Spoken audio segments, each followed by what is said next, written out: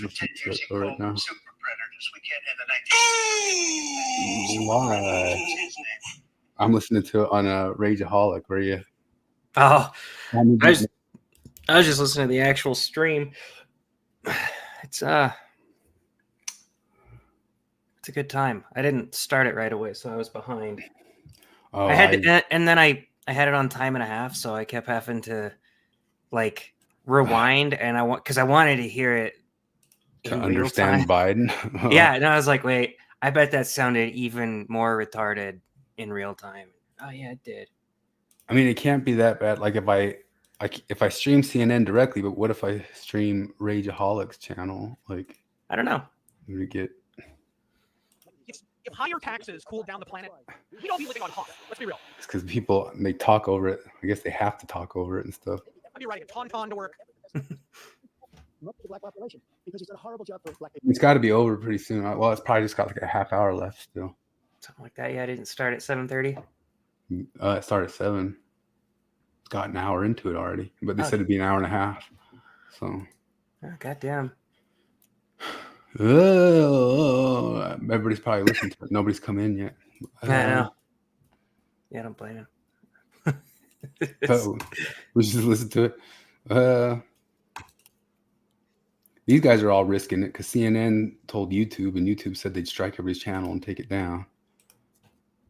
He's also done a horrible job for Hispanics. But when you see these millions of people pouring into our country, started, and we haven't seen anything yet, it's a disaster. 38 seconds left. President Trump, will you take any action? How far into it were you? Slow the climate crisis. NBC says Biden has a cold. So they just a minute ago tripled down back and forth on Biden, like repeated the Charlottesville hoax.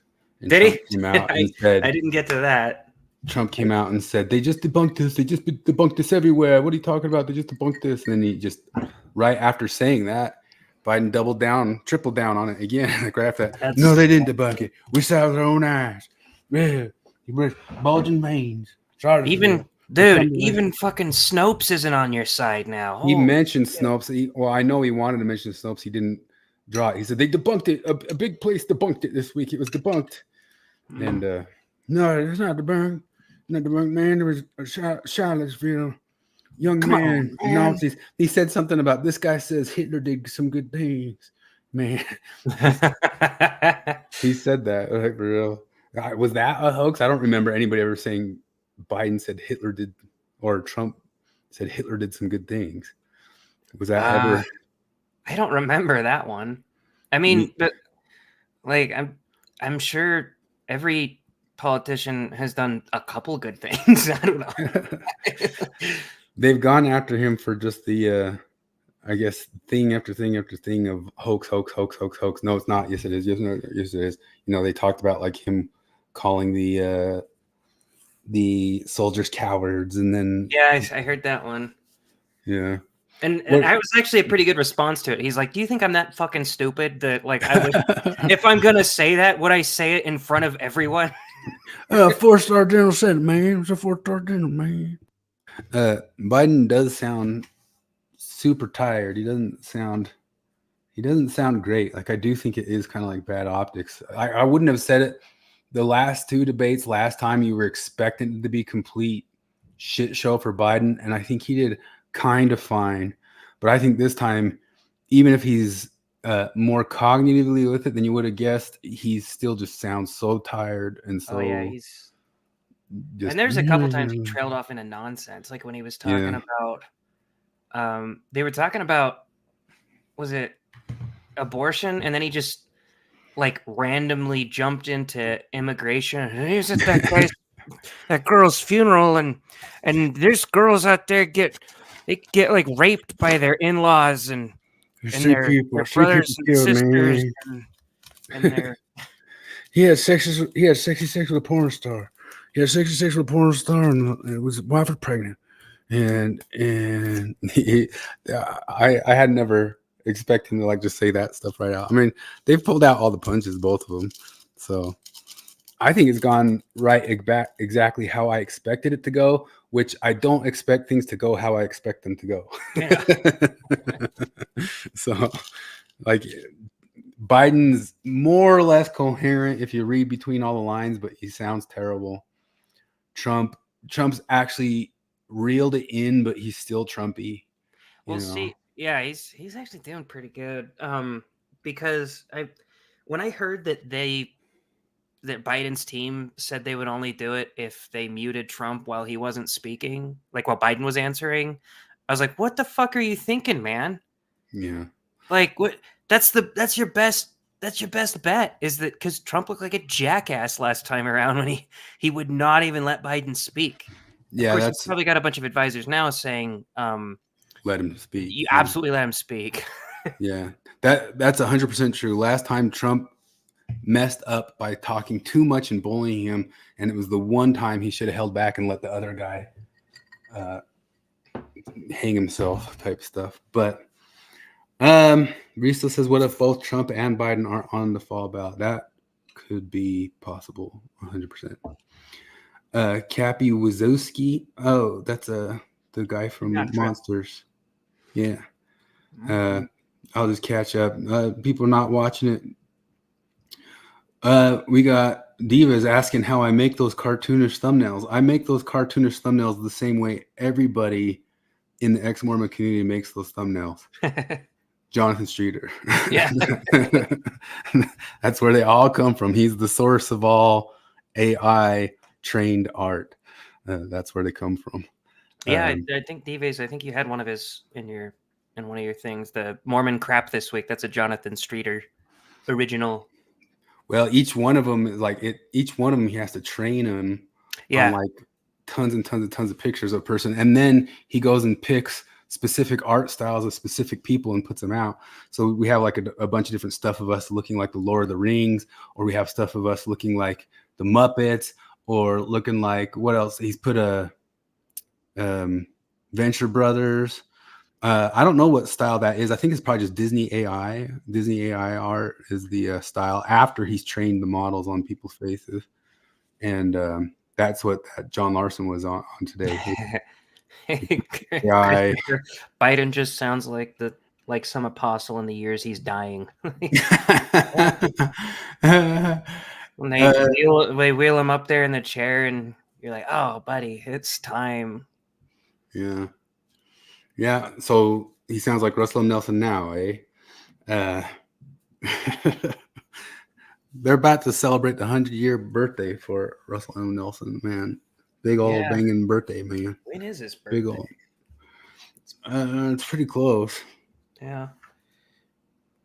Man. Debate and this going at the same time. You should just do like a September. I'll just mumble tired sounding, and you do Trump, and we'll just really confuse them for like it's fine. Here's a reason for a man, for hoax, bulging veins in the Charlottesville, man. I saw Steve pointed out that Biden says the idea a lot. Then I go to open my phone, and my friend's texting me. He goes, the idea. Oh God! These are all lies, man. Trump went on about late-term abortions too much, though. He kept talking about. He's like, they even want you doing partial birth abortions, which, like, if you, and there's that infamous Ralph Northam clip, but that's just him embracing like something obviously evil because he thought it would get him. There was a lady. Makes me believe in lizard people. That actually makes me think that there are shapeshifters. There was an actual lady in I think it was Colorado or California that was arguing for post-birth abortions, and it was real, and it really was in some different political hearings like locally. But fourth trimester abortions, huh? Fourth trimester abortions. Yeah.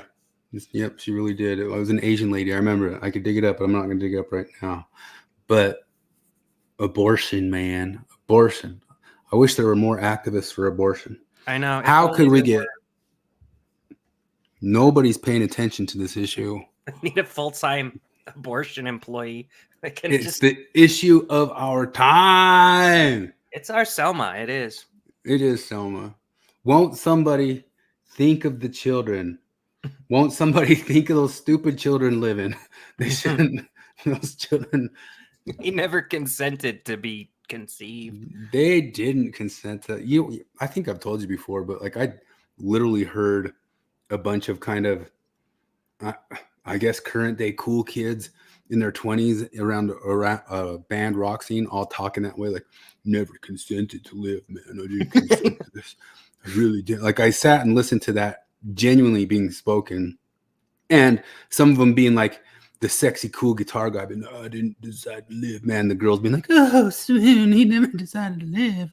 Why? My mom didn't deserve that, man. She deserved better things, man. She shouldn't have had to take care of me, man. Oh, swoony. Well, you could fix that. Yeah. You can. No, he's full grown now. She already lost her young years, man. It's yeah, but I'm saying, like, you didn't consent to live. Well, then, how do I say this YouTube friendly? Self-delete? Then, like, oh, you won't? Okay, then clearly you want to live, you fucker. Jesus Christ. Once the debate ends, we should just keep bullshitting until the debate ends and not talk about Maven, and Zelfon. Did you listen to Zelfon's Shell? I started it, but I didn't get much time because then the debate was on, and I'm like, oh, I gotta watch as much of this as I can. Did you listen to John Larsen? No, I didn't. Oh, did you listen to Bill Real and RFM? I did. Well, I'll watch that more now that Maven's not on it, because that's like the worst part is how often she just jumps on there uninvited and derails the entire fucking conversation with her activism. I wonder if she's retiring from Mormon Stories modding too. I mean, I just barely voiced into the atmosphere that I wanted her off of modding all things, and maybe I made that happen with my reverse my Oprah's The Secret. I used that, I spoke it into existence, and I got it, and now the whole entire Mormon world will not be modded by Maven anymore. So my suspicion is that they got rid of her, because when I heard Mormon Stories wouldn't have. I don't know if she's still modding for Mormon Stories, but my bet seriously is that they didn't, because what is they probably asked her to reel in the politics, and then she said, I must be an activist. Said, okay, choose activism or being our mod. I choose activism. And then honestly, my guess is that they basically fired her, right? Because I mean, the stuff that she does is actually pretty easy to figure out. Bill Real might have got time to figure it out now. I don't know if there's bad blood between them or anything like that. I'm not saying that, but honestly, it's I think they got rid of her because they don't really need her. All she does is chime in like a den mother, block people, and moralize, and sometimes even to their guests. Like, they'll have a guest on, and all of a sudden she pops in and like, well, Rabbi, let me moralize to you for the next 25 minutes. Maybe Bill was unaware that she was shadow banning a bunch of people, and then he became aware of it. Maybe even Troy posting on Mormon Stories or something like that made them say, hey, are you shadow banning people that we're not asking you to? Yeah, maybe that happened. Honestly, I think they probably got rid of her, because when I heard her talking, she says, I need to quit doing Mormonism live and devote full time to activism. Wait, you're gonna be a career activist? How are you gonna make money? But that's what so many people do. That's what that Black Menaces kid did. He announced he became a career activist. That's you gotta start. I mean, you gotta start something first. She's got. No, there's already started things that you can join in to have some payments and stuff. I don't know. But my guess is that she'll still be doing her podcast, and she'll still be on Mormon Stories. But I don't know. Could be wrong. I wonder if her day job is some sort of activism, and that's where she make it a money. I don't know. I'm going to listen to her whole thing at the end, but I want to wait until... Yeah, we got to wait till Flip's here for that. We got to wait till Flip's here, and we also got to not trample the debate. I know, we don't want to distract too many people. We got 15 minutes until everybody makes their decision on which president they want. They got 15 minutes to make it real. Let's go back to seeing where they're at. I'll get it up to speed here. Where is it? The world. And it was that both of you have made a top priority. Every time they let him talk. Crisis. And for both of you, the number of overdose deaths in this country has gone up. Under your term, it went up. Under your term, it has gone up. Yeah. The thing is, I think it's been pretty fair, but supposedly they weren't able to interrupt each other, and people don't really notice or anything like that because, like, I guess it kind of goes quiet. But I've noticed a few spots where Biden was able to interrupt, and they go, "How did that happen? How did that happen? How was he just able to say no in the middle of Trump talking?" Yeah, I know. There was also it's funny because every now and then when Biden really starts rambling and going off, Tapper will stop him. Tapper, he'll seriously, okay, thank you, President. Like he will interrupt him. Reel it in there, Buckle. Really trying to help him. Reel it in there, Abe Simpson. I think we're witnessing an overdose death right now.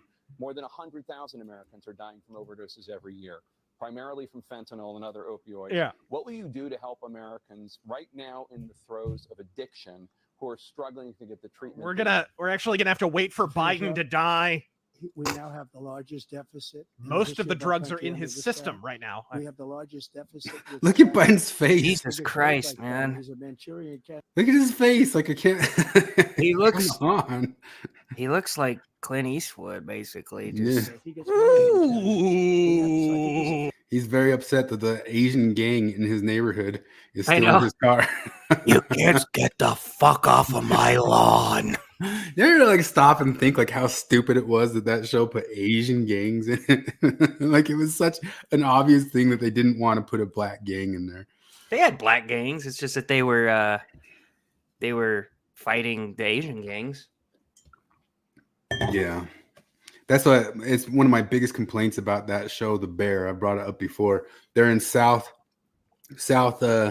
Chicago, and it's a really, really pretty good show about starting a restaurant in South Chicago. But they keep having to deal with the gang violence of the Poles versus the Russians. Yeah, that's a real problem. That's a real problem in Chicago. It makes it it's so funny tough to when you get talk your about restaurant. Go ahead. Asian gang violence is because like in America and Brazil are just two examples I learned of randomly about how they both had these periods of just like intra-Asian fight. In America, it was the Tong Wars, like during the turn of the 19th, 20th century. The basically the Chinese mafia and along the Pacific coast, they had like a war, like it's just like a mafia war, but it was the Tong Wars. And it was, but it was all between them. It didn't spill over into broader society, which is why it's, not a big deal. Nobody knows about it.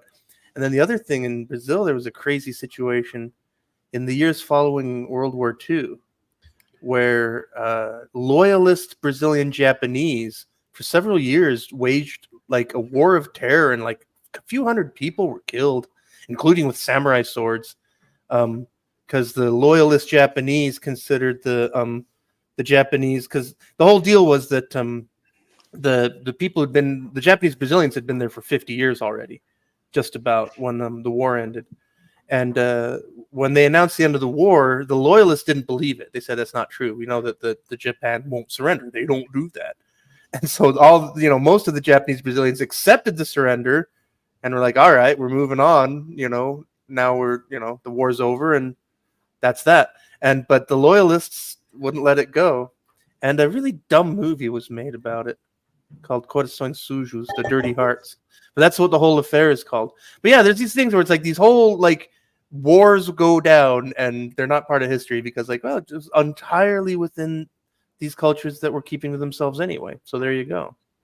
Okay, so sorry, this is off topic, but my friend sent me this thing. I guess the U.S. Border Patrol live fact checked Biden. Oh, which one was right? Because they both said that those guys endorsed me. Yeah, the U.S. Border Patrol, it looks like the official Twitter said, just to be clear, we never have and never will endorse Biden. Wow. You want to know what? That one in fake real news. Time, Russian in real bot. time, I thought Biden was telling the truth and that Trump was So lying. did I. Because Trump goes, I'm not going to say it, but no, that guy, no, I'm not going to say it. I'm not going to say it, but he endorsed me. I'm not going to say it though. And I'm like, okay, that sounds like a 2016 Trumpism going on right there. But and I wouldn't be surprised if any sort of government operative goes for a Democrat, no matter what position that they're in, because they could be appointed from that side. But that's surprising to me. I thought in real time that it was probably Biden telling the truth on that one. Wow. Christ. Yeah. Maple Lake Mountain. We followed you push back on John Larsen like a week or 2 weeks ago on his meritocracy stuff, and then he dropped a meritocracy video yesterday, and I wanted to cover some of it. We went over a little bit how you were trying to push back on him and fight him about like individual agency and that sort of stuff and people's choices, and how he was throwing a tantrum that you were fighting him on that. His meritocracy video, I just noticed that it completely mirrors a bunch of dissident right points. And I was just going to point some of that stuff out, the way that he talks about the impossibility of meritocracy and that sort of stuff. But we'll get to that later. Imagine, like, because I found over the years that trying to have serious conversations with either communists or anarchists or the super libertarians, it's all like, it's weird because like it's all basically comes down to like, they basically come down to saying, well, I believe that society should agree amongst themselves how they want to structure civilization. It's like, well, yeah, welcome to your utopia. I know. Here we are. You know, like, because they both say the same things. Like, well, yeah, like, well, yeah, this is it. This is it. We're there. And it was actually mirrored a whole lot in what Zelf on the Shelf, those two mythological creatures, were saying. And I say that because everybody else based their stuff on mythology, yet every single one of their points comes from some sort of mythological standpoint off the board. But they were all talking about, we just got to get back to the earth, man, and get more communal and back to the earth and back in touch with the earth, man. And all these corporations and these governments. Well, I'm telling them, and I've been telling them all along, that dissident right, not the libertarian and anarchist, because that's why I say it's kind of like horseshoe. You know, some of those guys hate the horseshoe theory because I think it's like completely different concepts, even though it seems close. But the dissident right people are completely on board with them that there's no such thing as meritocracy. They're completely on board with them that that we got to get back to the earth, man. They're actually completely on board with them that there's no going back. These guys act like everybody's MAGA. That's actually more just like mainstream Republican stuff. But like the far right people are like, no, you got to go through. They're accelerationists. We got to go all the way through and get back to the earth and all that stuff. And every single thing that John Larsen says mirrors a point of the dissident right. And maybe I'll point that out later. But I was going to pop on there and tell him, because he talked about the concept of the IQ shredder, which comes from Nick Land. He talked about managerialism, which comes from James Burnham, like every single thing. But like, I mean, it sounds like year zero stuff, like Pol Pot. Yeah, it's totally. And then it's utopia. That's what that was. Get back to this utopian communal thing. Get back to the natural way. Yeah, we've gone and made everything unnatural with all of our phenotypic. And it's totally what Sam and Tanner say. Phenotypes, whatever it is. It's totally what Sam and Tanner say. And they both say, man, how dare you Republicans say the past was any good? But did you know also that the past was way better? Like, because the past was way better if it was Indians, right? Or if it was Palestinians, you know. Were they not patriarchal? Okay. Yeah. That's cool. Yeah, they just communal living, man. I forgot about the Palestinian feminist utopia. Yeah. And they weren't colonialists at all. Like, they didn't colonialize nothing like these whitey colonialist powers. And none of those Native Americans colonialists anything. They didn't go take over nobody. Oh, and they were completely noble savages that just never polluted the earth. Never did any sort of problem with like nature. Although that's been completely debunked. There's plenty of stories of them completely wiping out buffalo herds and not being at all the conservationists that they claim they were. No, you know what killed the Sumerians? Sorry, go ahead, Jared. Well, and it's always, if you point out any amount of polluting that's done by any minority, well, not minority, like Indians aren't a minority. There's way more of them, but they're brown, so they're a minority. It'd be like, well, it was probably America's fault. So it's always the West's fault, no matter what. Yeah. Then read about Mexico, read about Mexico. Yeah, like those Aztecs, man, super sweet people, not colonializers at all. I got kicked out of an ex-Mormon group for posting that. It's one of my favorite memes ever.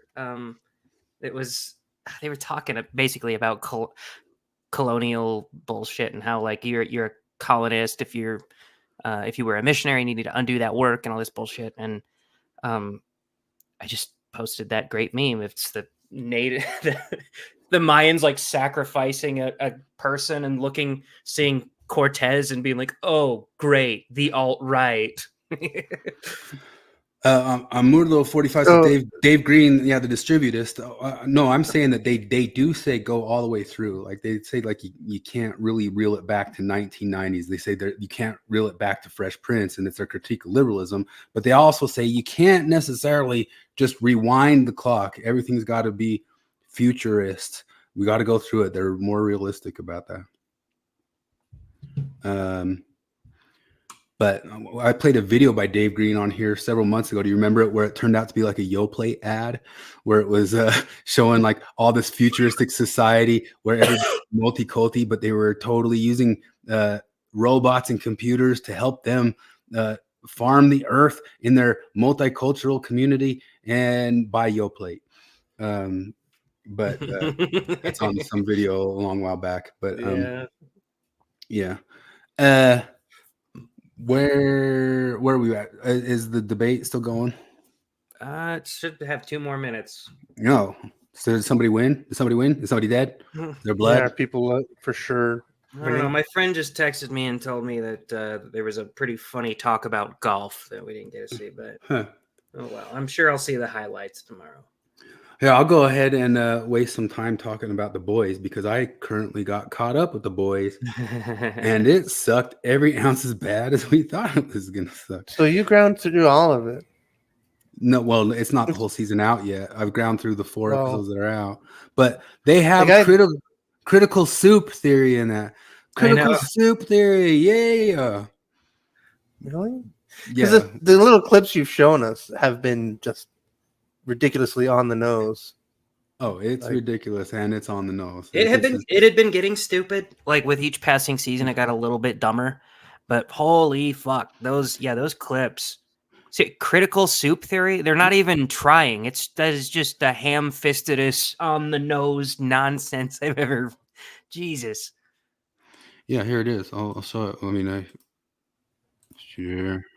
Here it is, right here. Is the volume up? Superhuman affairs.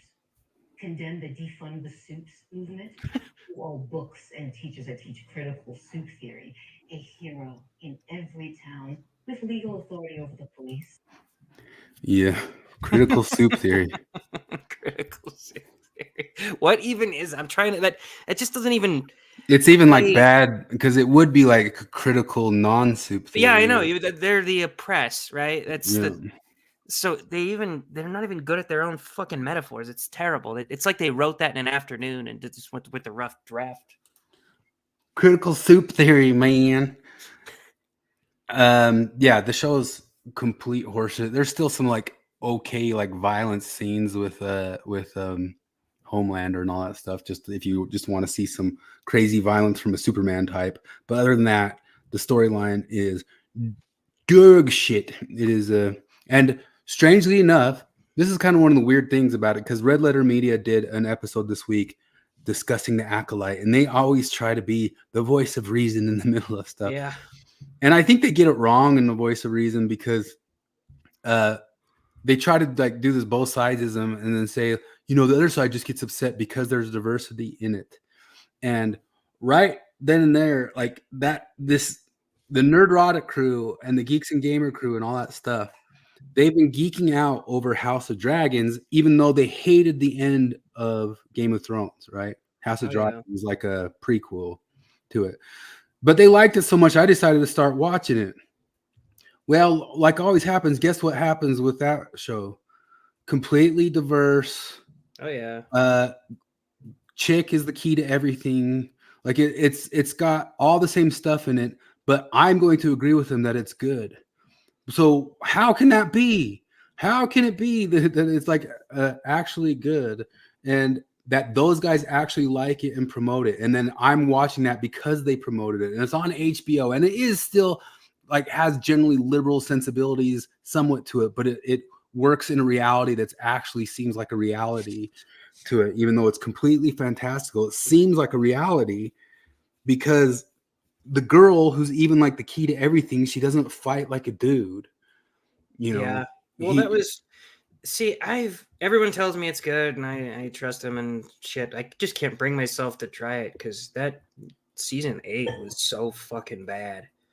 Yeah, and that one is just like bad, like on just like kind of like prequel bad level. Oh yeah, it wasn't like a woke thing at all. It was just terrible, terrible storytelling. Ruined so many character arcs. It felt like two things. It was a subversion of expectations just to subvert expectations. And also it was rushed. Those guys, it was the shortest season of Game of Thrones and they had the most loose ends to tie up. Like I remember there was like one episode left and I was like, shit, there's still a lot they got to get through. And they just did it so haphazardly. Like one dumb episode. Yeah. Well, and you can tell it was rushed because there's that one infamous clip of Emilia Clarke sitting there in one of the scenes, like with a Starbucks coffee cup just on the right next to her character. You can still watch it. Like it's just there in the final fucking cut. Yeah, dude, that's amazing. I know. Props to them for not like trying to just surreptitiously. The thing that blew my mind about it is because I only watched the first 2 seasons of that, and I watched them in real time. And then by the time the 3rd season came out, I realized, shit, I'd have to watch those first 2 seasons again to catch back up. And I'm not doing that because there's too many things and too many threads, and I'm not going to watch them again to catch back up. It's really fucking bad. That's why I can't finish Battlestar Galactica. Like when it was new, I watched like a couple seasons, then fell out, got bored. I tried getting back into it, and they're like, I started where I felt like, okay, this seems about right, but I'm like, wait, none of this makes sense. So I'd go back a couple of episodes, and I'd be like, wait, I saw all this. So I'd go forward a few episodes, like, and then I was like, okay, I give up. I don't want to start over, and It happens to me with like that happens a lot of shows, but usually it happens to me with comedies, and it's just not the biggest deal that I lost them. Like I forgot which season I fell off of Always Sunny, and I don't know. Yeah, I guess I'm just done with it. That's exactly. I'm the exact same way because like I enjoyed Always Sunny, and I know I've watched a lot of it, but I haven't watched all of it. Archer, and I have no idea where I left off. Archer. Yeah, same thing. That's one of those things where I really appreciate about home movies, because like home movies was 4 seasons. And on the one hand, it's always that thing where it's like, man, this show was so great. Why didn't you make more? But like, I think Brendan Small even answered the question once. It's like, well, because we were done. And they went and made Bob's Burgers from there. And then, well, after a few years, they did a lot of stuff in between. I mean, Brendan Small ended up doing a lot of stuff, but especially Metalocalypse. That's all him, and he plays all those guitars. He's one of the most talented people that's ever lived. That dude's fucking. It's ridiculous. Well, that's things like people realize he's Dwayne from Home Movies. I don't care about homework. I only care about guitar. Yeah, I know. Archer gets that guy talks about like it being in his fingers.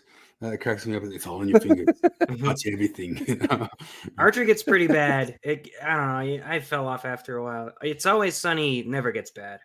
Archer is one of those shows that I did try twice and fell off twice, and now it's just done. And the first season was worth it twice, but no, I fell off both times, and I don't know where to pick back up, and I don't know where I fell off. Like Bob's Burgers, Troy's talking about Bob's Burgers. Like I loved it like I loved Lauren Bouchard. I've the things because like Home Movies is a Lauren Bouchard deal. And I loved all the stuff he does, and I think a lot of the stuff he's done is criminal. Like Lucy, Daughter of the Devil, is so criminally underrated. That's such a good so show. Brilliant. But that's another one though that I'm glad that it ended. Like it should have ended. But Bob's Burgers also like the last, like when I check in, I haven't kept up with it, but like when I do check in, I'm just kind of like and I've been feeling for a few years like it's just kind of lost its steam. Yeah, I've never. The first few seasons were excellent. That one I didn't know if I just fallen off, and I just could catch back on, but I just did the same thing. I don't remember where I fell off, and I haven't Like tried the new season seasons 4. lately, but I will tell you, every time I hear Sam Cedar's voice, I'm like, you got cast as yourself. Yeah, Sam no, he Cedar, really. It's like that's just who no. he The is. first time, Like, oh, maybe you need a prissy douchebag to play a prissy douchebag. Like, he's a method actor. I didn't know anything about him, and Chris sent me a link of him, and I'm listening to him. I'm like, what is this? And it took me forever to put together. It's like, oh, it's Fenton, and it's not the guy who plays Fenton. It's just Fenton. Like that's just like because Fenton's character is just Sam Cedar yelling a little bit into a microphone, which is his show. Yeah. Have you seen home movies? Fenton I've is a seen bit like of a 2 recurring seasons of character. Home Movies. Oh, because yeah, Fenton comes up a few times because Fenton is a famous character. He's a great character. Like that's the thing is like it's one of those things where it's like nobody likes Sam Cedar because there's politics, and for me it's like I only know him as Fenton and I love him for it. So it's Well, weird. really. I mean, he's Hugo in Bob's Burgers, who's also just douchebag. Exactly, he's great. Yeah. Since we're talking about Game of Thrones, I'm going to pump my shitty theory one more time. I think that fetal alcohol syndrome is changing America's tastes because the girl in Game of Thrones for sure has fetal alcohol syndrome who plays like the young version. And I didn't even realize like episode 6, it all of a sudden flashed into the future. In the future, people don't look anything like the younger actors or whatever. Just like what? And so now I'm completely confused again. But there was this article about the rodent men or what's hot now. And I think Anya Taylor-Joy and a bunch of different other ones. If you look at them, you say, this is some celebrity's kid and they have fetal alcohol syndrome. And now everybody's starting to think all the celebrity kids are hot because they just associate fetal alcohol syndrome with celebrity. That's my hypothesis, and I'm sticking with it. If I had Jordan Peterson's social psychology degrees, I would go make it truth because I could p-hack that into existence like other I would p-hack that into reality with my social science degree, which John Larsen called into account all the social science and all the other science in his meritocracy thing, saying that it's all fake. Can you believe that? Anyway, is the debate over? King of the Hill's already been on Hulu. I'm 3 seasons like into it. I've been watching that. Saying they're doing a revival. Oh, the revival. I don't know about that. Revival. Dell's dead, man. I don't know how you do that. But oh yeah, I just heard yesterday that Edgar Wright is going to redo Running Man. I'm kind of I'm kind of interested in that. I think Edgar Wright is somebody who I would trust with a reboot of something. Troy says Anya Taylor-Joy is Elizabeth Harmon to me. Anything else she does as a chess master. I watched that chess movie and it was, it was pretty good just for like chess expert porn type stuff. But it also was just like, I have amazing super abilities, but I guess that's more believable even though, was that at least it's not physical stuff. Anya Taylor-Joy was in that Girl Chess Master series. You remember that? Yeah, no, because I only watched a little bit of it. But no, the thing that cracked me up about it, although I don't know whatever came of the lawsuit, probably nothing. It was funny because, like, in the series, in the show, like, toward the end of the series, there's, like, some kind of climactic scene where she goes up against a Georgian chess player, and they're like, oh, who is she? And she's good, but she's never played against men. And the real-life Georgian chess lady sued the makers of the show because she's like, yes, I did. Like, in the Soviet system, we played against men all the time. Like, it wasn't that, yeah. Like, so yeah, and I doubt anything came of the lawsuit, but I just think it's funny because like the feminists get caught doing this shit. Yeah, but they get caught doing this shit all the fucking time, because that's one of those things where it's like, because I just knew enough about the history of chess to know, like when they say like, oh, chess was super segregated in the 60s, like, no, it wasn't really. Like, and I just knew that from reading books when I was a chess nerd as a teenager. Well, they act like so. I remember it only lasted like a half a season before it got canceled. I don't even remember what it was called, but it was years back. There's that show that they started trying to pitch of that woman that became a pitcher, like in MLB, and it's not a real story or anything like that. What show is this? No, I don't know this one. Oh, seriously, I saw the I saw the first, like I saw the trailer and I laughed my ass off. but it didn't last. It got canceled like right away, and it's in the trailer it's all like, oh, these men don't want me to play. It's like, have you ever met sports fans? You know how amazed they would be if they found a woman that could throw a 98-mile-an-hour fastball. Yeah, they'd be fine. I saw a TikTok video this week. I don't think I saved it. Maybe I did. But a guy was comparing the prices of tickets at a stadium for when Caitlin Clark was coming into town versus the other days. And do you want to know what the dang freaking price difference is? Like the front row seats went from, they're outrageously expensive, but like compared to an NBA game, they're like $400 for a regular one. For WNBA? For a WNBA, $400 for a front row seat, and then like $9 in the back, right? Caitlin Clark comes to downtown, that front row seat's $10,000. Jesus. And the back row seats like jump. Yeah. She's and Look, of course if they they're can throwing maintain a the tantrum. draw, good for Yeah. This is exactly okay. Well, they need to quit. Here it is. If you can get people to just come out. Well, did you guys see the thing I sent you today?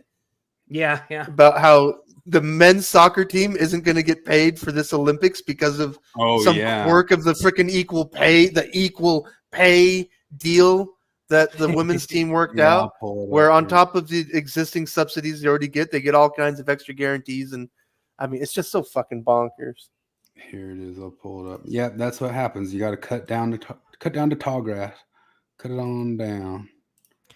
It's called Pitch. It's on Amazon Prime. I have not heard of that. It ran for once. It was back in 2016. Oh gosh. U.S. men's Olympic soccer team won't be paid at the Paris Games. For equality. Thank Look, God. You're not paying some black men. Isn't that slavery? Oh my gosh. Oh my gosh. Yeah, but totally. If the WNBA figures out how to like play this out, they that's how you start making money and that's how you get paid. Well, they should also stop the fucking infighting.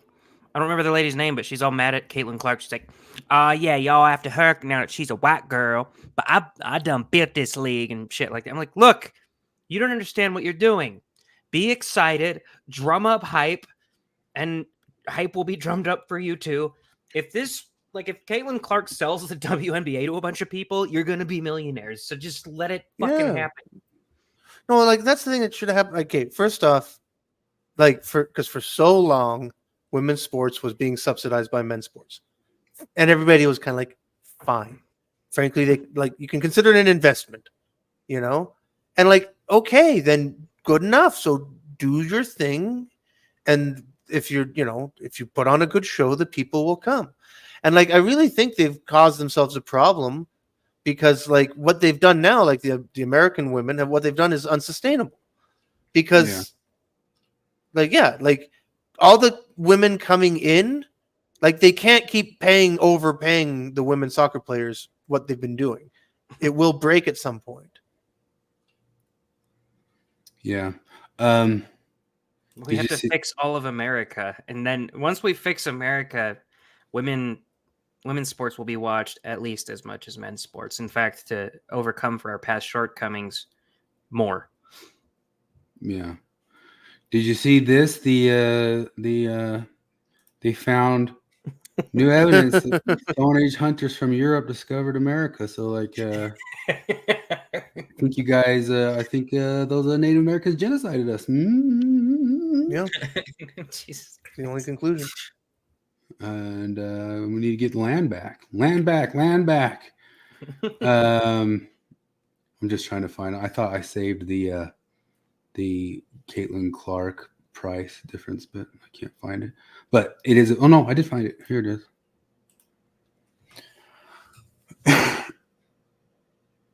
Okay, a lot of y'all still don't understand the Caitlin Clark effect. Yeah. So I'm going to put this in perspective for you. These are the Las Vegas Aces, and it is arguable that they are the greatest WNBA team of all time. They are the back-to-back WNBA champions. Damn near half the roster made the United States Olympic team, and they're most likely going to win the WNBA championship this year, making it a three-peat. This is the arena that they play at, the Michelob Ultra Arena at Mandalay Bay. The Las Vegas Desert Dogs used to play here. It's a really cool venue for some of the smaller teams, and this is where the Aces usually play. Courtside seats are available this June 19th for $450, with tickets going as low as $9. And when Caitlin Clark comes to town, they are moving them to T-Mobile Arena, where the Knights play, where Rihanna plays, where all of the biggest stars in the world hold concerts. The cheapest ticket goes from $9 to $55. The most expensive goes from $680 to $10,000. And the game is until July 2nd. And the only seats left are those down there in the corner. And how much do those tickets go for? Those seats in the corner now go for $5,800, which means they go from $900 this week to over $10,000 when Caitlin Clark's here. This woman is an event. Las Vegas should throw her a parade because she is about to bring more people to this damn city for a women's basketball game than we saw when we won the actual championship, which is crazy. I've seen the Aces play. They're very good. I legitimately think they're the best WNBA team of all time. And she's raised the ticket prices by 10 times the amount. The Caitlin Clark effect. Jesus. It's Yeah, this is gonna be I wonder, really like, how hilarious long- because they're gonna ruin this in like the most stereotypical like woman way possible. Just Yeah. this like bickering eternally. All these like I know you want to be the star that makes the WNBA popular, but just be happy there is one. Yeah. Yeah, they'll figure out a way to ruin it for sure. But look, it's not like it's not there. It's not like they're, if you guys didn't stop and think of meritocracy, John Larsen, think about, and the meritocracy maybe isn't just who's the best at basketball, although Caitlin Clark's got upside that she could be the best at basketball, going up against a team that is the current best at basketball. That's how you create intrigue in a league. It's not just by being like bickering and yelling and yeah, that's how Jordan got huge. Jordan's coming in to play Detroit, the bad boys who nobody respects and the whole world watched. That's how you do it. And you guys are doing it. You're figuring out the meritocracy. It can happen. It can exist. Oh my lordy. Sometimes. I mean, I agree. I very much agree with a lot of those different thinkers that sometimes through bureaucratic and managerial processes, actual meritocracy gets shit out. But that's why I don't understand though Larsen's arguments that we just need to system harder because the system, like it's the system that's creating the thing that's trouncing the meritocracy. But, HR ruins everything, so what we need is more HR. Triple the HR down and have them really, really focus on making sure that the bureaucracy doesn't mess everything. Hire 10 more people that make sure the bureaucracy doesn't mess things up. 40 more people. Maven, let's Maven it up now. The debate's over. All right. Oh, we learned a lot about Maven this week. Yes, we did. We already talked a little bit earlier. I don't know about you, Flip, but do you feel like there's enough activists out there, or do you think we need another one? This is the one that will definitely push the Supreme Court into a series of 9-0 decisions. They're going to see one more. Wait a minute. Head of hair. Once they get up there and she cries at them, they'll be like, well, I'm sexist and I've been sexist this whole time. I resign and Maven's now the Supreme Court justice in my place. Yeah. Didn't the Supreme Court just rule in favor of those exceptions in Idaho as well? Oh my gosh. So she better go. She became a full-time protester just in time to go stop those terrible Trump judges. It's like, it's weird because it's like, what a weird thing for forced birth fascists who want to control women's bodies to do. And it's funny because like you can if you want. Even somebody like Maven, who is outside, like while she's outside of the Supreme Court, like they live stream Supreme Court shit. Like you can actually listen to them, and the judges will explain like their legal reasoning for coming to their conclusion. And it's funny because like they have all the time in the world to say like, well, we want to control women's bodies, and we don't care when they die. These are two things that everybody knows about force birth fascists. But Yeah. no, instead she's outside yelling into a bullhorn and getting her arrested. No, it's really sad. Like, I don't know. It's frankly sad. It's like, I mean, I think some of the shit we learned this week on top of everything we already knew about her, like, she's not well. Like, this is not rational behavior. Yeah. You know? Yeah, let's get into it. Should I call it the cringe lore of the week, or should we be nice because we're thinking that it's also... It might be the autistic tragedy of the week. I saw an autistic tragedy of the week. The world's best Rubik's Cube guy got caught cheating. Oh, and it was still an autistic maneuver to be that good at cheating at it. Like, come on, man. Yeah, like, come on. That is the thing about meritocracy. There's a meritocracy in cheating. Cheating at cards is way harder a skill to learn than playing good poker. Yeah. But all right, so we're losing a Maven on Mormonism Live. On the Bill Zone. Yeah, I listened to this whole thing and it's kind of interesting. They're talking about the witnesses and stuff like that. And I'm wondering if they talked to her about chiming in, because she chimed in minimally on this one. And it came at the end.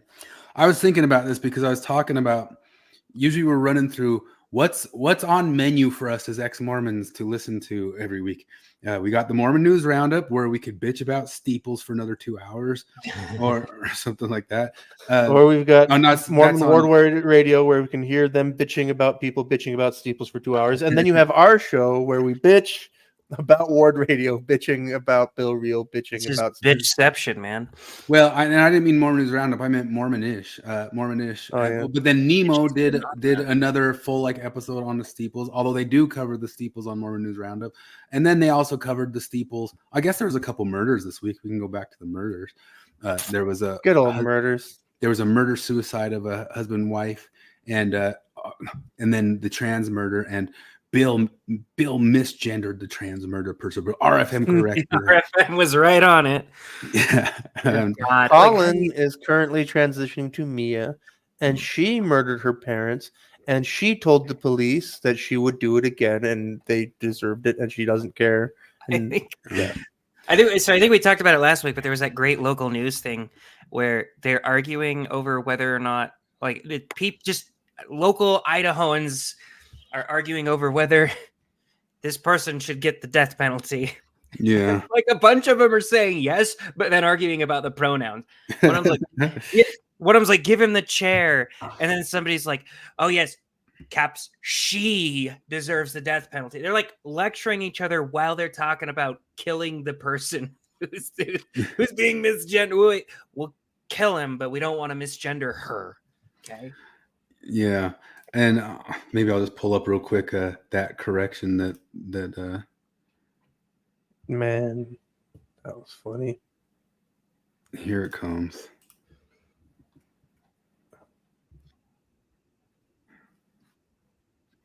You're hearing it, right? No. Nuh-uh. Oh my gosh. Oh, it's got this. Look at this. Look at this stupid thing it puts in the browser. You can't see the stupid thing. Yeah, I'm gonna show. All we see is the This is what I'm wasting time by doing it, but I just have to reload it. So I'll tell you what, I did not see it coming to where I would like Bill Reel more than RFM. Yeah, me neither. It wasn't on my bingo card. Sort of hearing lashing it now? out at him in the comments, and again, got to hear that first thing I talked to her. Sort of lashing out at him in the comments.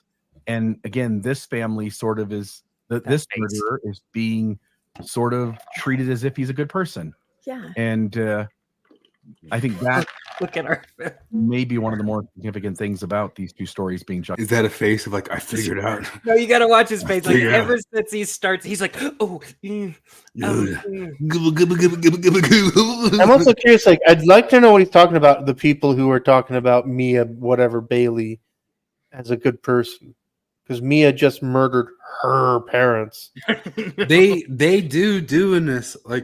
I was gonna type into him and send it, but I didn't. But they a criticism that they were apologizing for the trans person because those Mormon parents must have done something to that trans person, and then Yeah, they that's were the only way that works. chastising the suicide murderer white man killer, and RFM even kind of makes the argument and saying like, well, this guy's not oppressed at all, so he's somebody who's not doesn't get othered, but somebody who is a trans person can get othered very easily, and that's so they're apologizing for the trans murderer and blaming the Mormon murder suicider, juxtaposed against each other.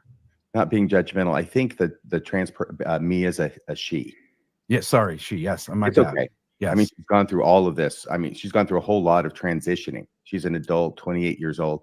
I think that first off, I want to say that a trans person engaging in this kind of activity, I know there's a knee-jerk reaction among certain elements to focus on the trans aspect instead of looking at all the non-trans people who are doing this kind of stuff, like just up the road in American Fork, 2 days later. No attention to the woman behind the curtain. It is much easier for a certain group to other. We want to find something about the murderer that we can. Yeah. It's well, I mean, so it looks like he murdered. His point is well taken, but like what we're responding to is this thing that like, because this is like he's talking about it, or it's happening again. It's the same thing happened with the gay club shooter in Colorado. Because like as soon as it turned out the shooter was a non-binary person, and like people have their supercuts out there. All of these people saying like, no, he couldn't possibly be non-binary. A real trans person wouldn't do this. Yeah, true. And the thing is like, and that did a few things. Like one of the things that told us is that like what they didn't realize they're doing is that they were totally admitting that being transgender is something that you can fake at any time for any reason. Like that's what they copped to that when they said that even though that guy said that he was non-binary and he considered himself queer and trans and he wanted his pronouns to be they, them. Like, yeah, he was just faking. And we know that because he was a morally abhorrent person who did a morally abhorrent thing. So there you go. That's that. Now we know that anybody can fake it at any time for any reason, which means that we don't have to take it seriously. I'm going to finish that thought because I didn't even realize it was in the same clip, but I'm going to finish the thought. American Fork, 2 days later. Not to mention across the country. It is much easier for a certain group to other. We want to find something about the murderer that we can make them in a group that's different from us.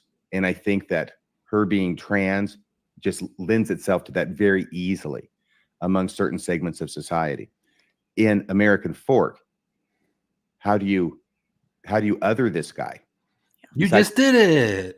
The fact he's a wife killing son of a bitch, okay, but how do you other him within the community when he's an upstanding member of I'm imagining the church of the community? The trans person wasn't an upstanding member, and I better not catch you fat shaming John Wayne Gacy. Multi-millionaire, he's got $1 million house. What is it that you can say about him to other him or put him in another group to make yourself feel safe or different? You do it. You pulled it right off, just right live for us. But screw both of them. They're just dumb murderers. Like, why you got to apologize for murderers? Yeah. Anyway, let's start with the Mavens. All three of them seem to recognize that something isn't right in terms of what we claim about that as a historical document. All right, folks, thank you. I'm going to turn some time over to Maven. And I'll just put you up on the screen, Maven, and you can take it from there. Thank you. I'm going to go ahead and bring this up. This is fresh from my Monday activities. And I am wearing a helmet, which I love and I have a lot of fun with, although, and a jacket, although I can't really say much about the rest of my outfit, but it was wear red. And so that's what I had. So anyway, just showing that I do try to be safe when I ride my little scoot around. Go ahead and take that down for a second. And I wanted to, I guess, maybe introduce by going over a gift from Bill, actually. This was my Christmas gift, or 2 books here. And hopefully they come up on the camera. Interesting facts for curious minds and Is there anything less badass than affirmations? Like, I can't think of anything less badass than somebody looking into a mirror being like, "You are beautiful. You are fierce. You are worthy." That's the least badass and thing. doggone it, people like you. Yeah. I'm gonna say badass affirmations quotes For women. It's specifically. I just pulled the thing up.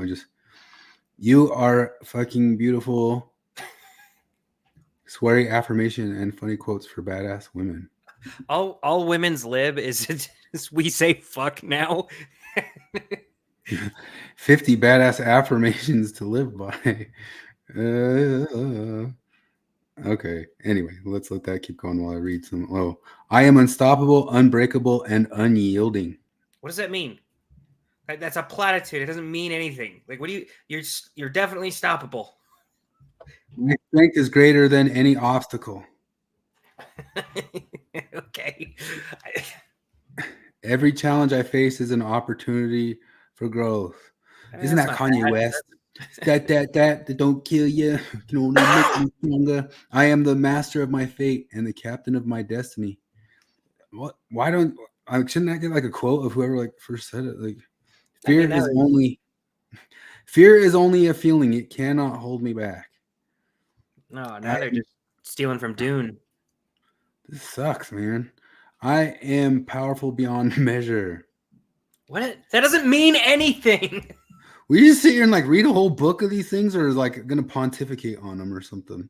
That's something you leave on the. That's something you never open up. You just leave it on the coffee table, and it's like, oh, a fellow badass woman, huh? The only limits that exist are the ones I place on myself. What about the patriarchy, man? Yeah, what about the patriarchy? That's some victim blaming shit right there. Yeah. Every day I'm evolving into a bolder version of myself. Bold is spelled B-O-U. The universe always has my back. What? Okay, that's enough of that. I'll read some more later. But the titles of them, if they didn't come up, this one is Interesting Facts for Curious Minds, 1,572 random but mind-blowing facts about history, science, pop culture, and everything in between.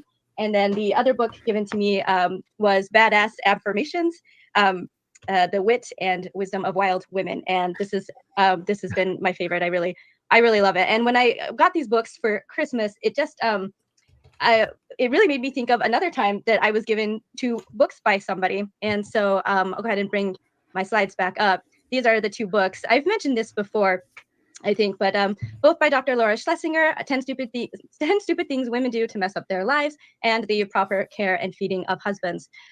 This was my 18th birthday gift from my father. And at the time, it's very well-meaning, and there's actually not a lot of bad advice in it. There's actually some really good things, although it does tend to be kind of victim blamey.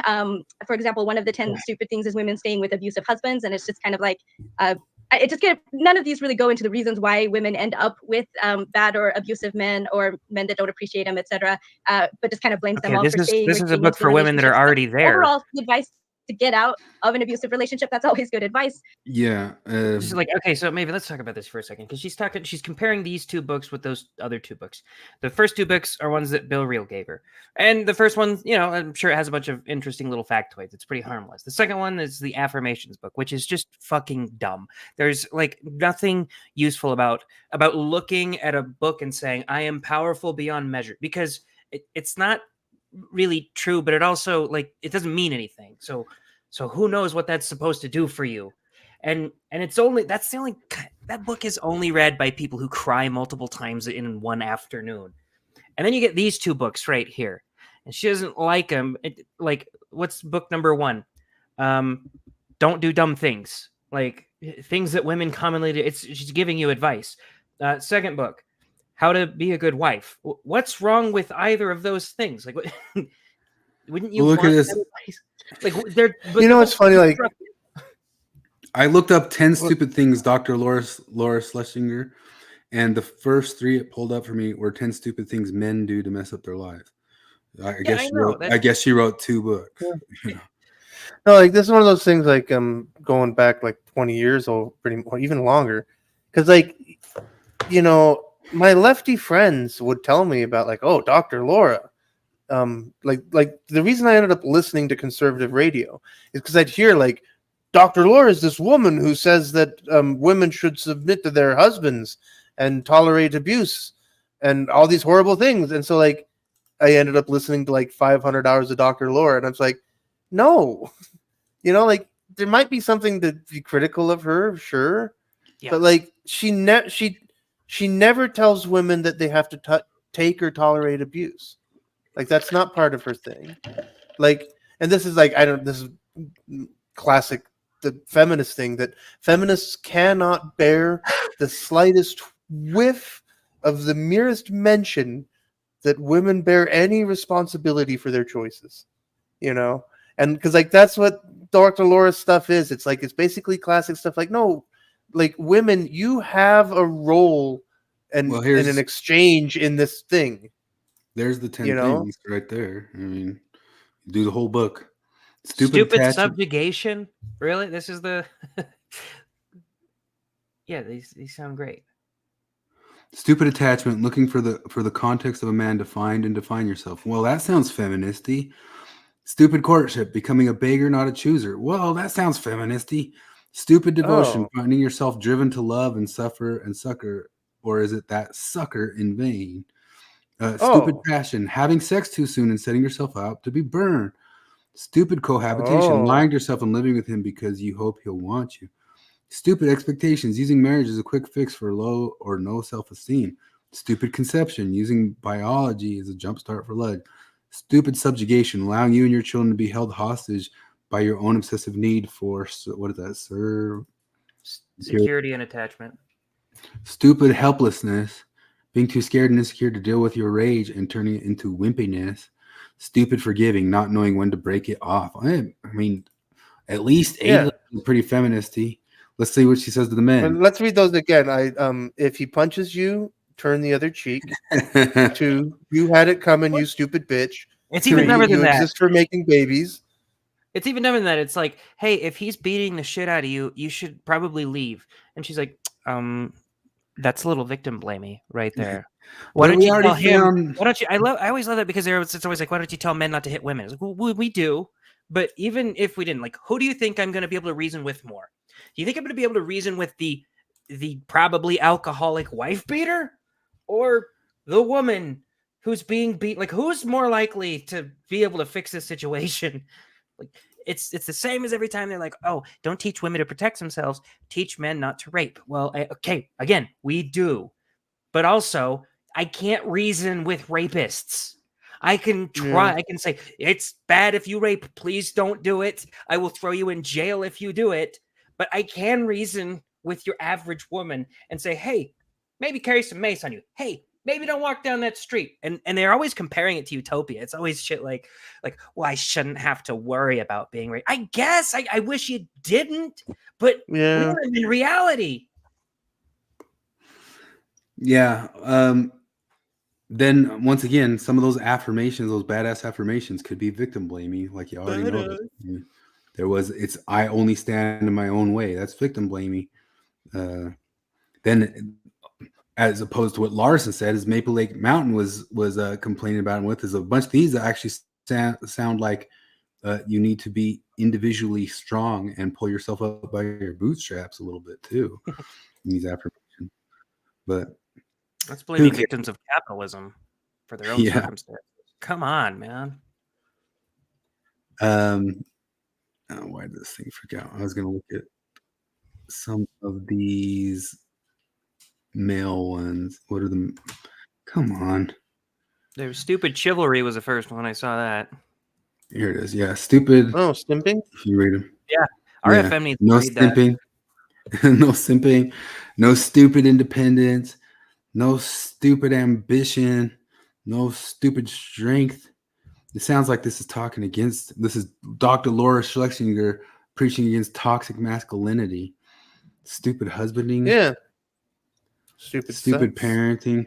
There's a lot of people who've been talking a whole bunch lately about how basically conservative women aren't that terrible different than the feminists. Not by much at all.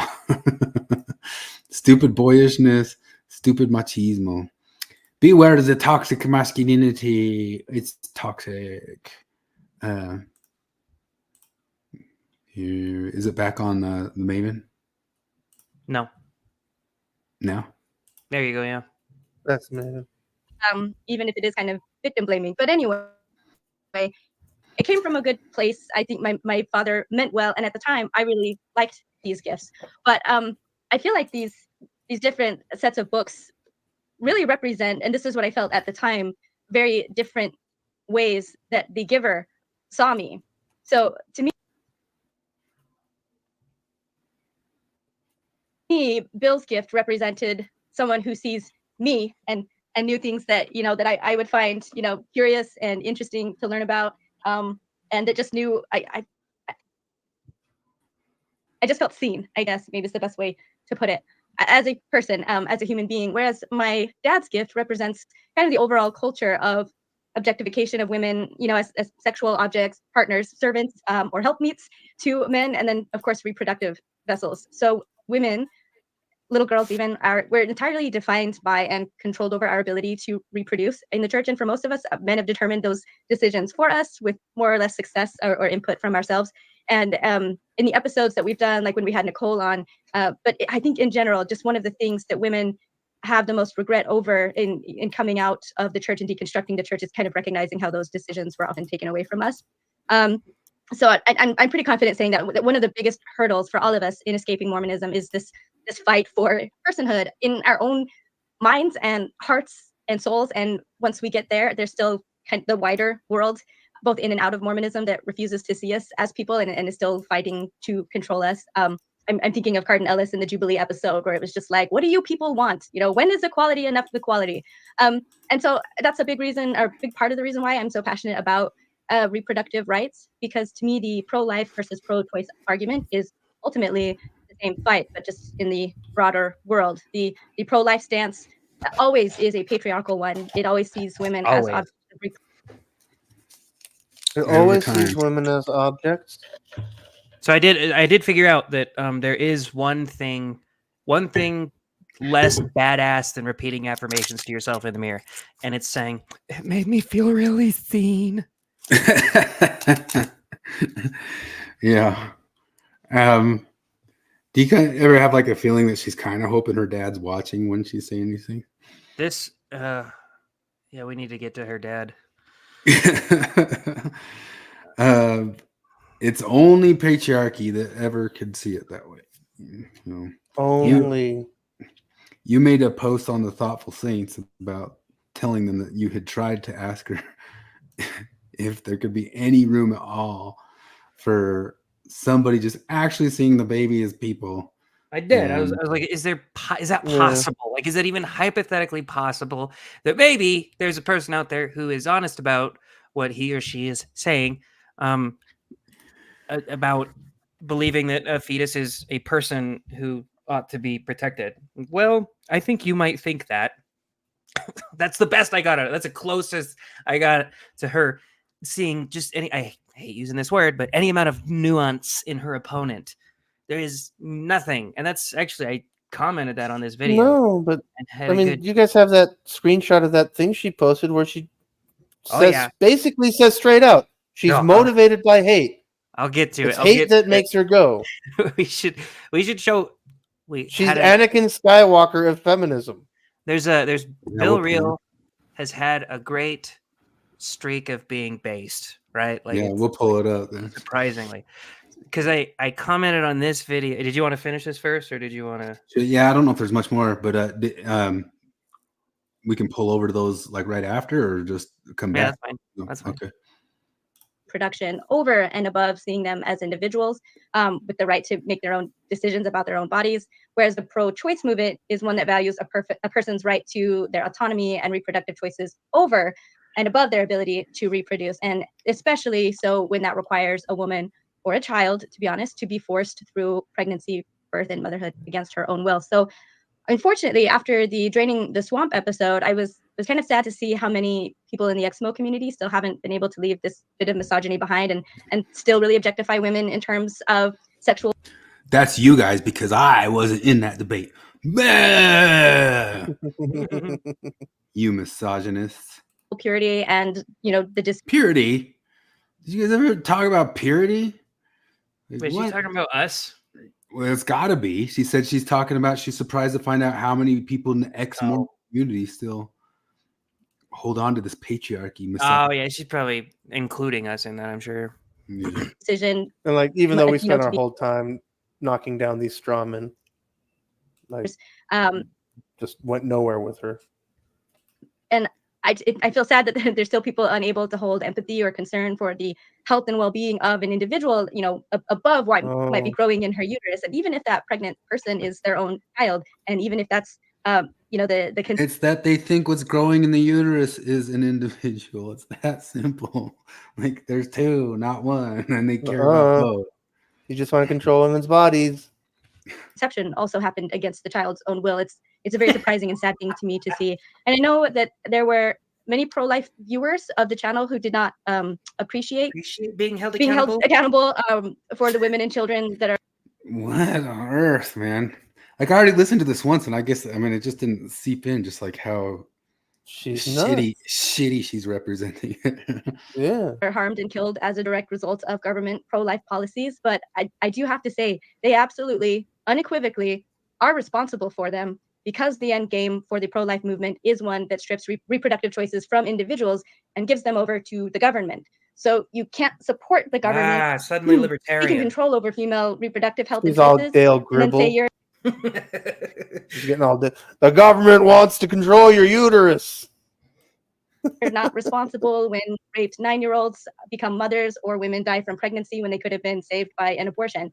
Nobody holds that position in any of the states that you might find some like Westboro Baptist style rare people who are like, God wants you to die with that baby. I mean, it's just not in law. It's not in law. I know it's I challenged Maven with that specifically in direct messaging, where like I think I mentioned this before, but I challenged her directly in the direct message, even linked her to the pro-abortion website that is commonly linked on the pro-choice Reddit, and I went through every single state. I looked at every single one, and every single one allows for exceptions for danger to the women or the child. Like on the every debate single stage one tonight, like if she's becoming a pro activist against this stuff, I'm sure she might have felt it necessary to go drive to that debate and stand outside of it and try to get arrested again or something. But on that debate stage tonight, Donald Trump voiced all the opinions that makes all this stuff eligible and possible from his point of view. Like he's not in disagreement with you at all. It just needs to be voted by states. But there's something, I found something even less badass, and it's Steve affirming Risto in the comments. I see you and I validate you and I sit with you in this space, Risto.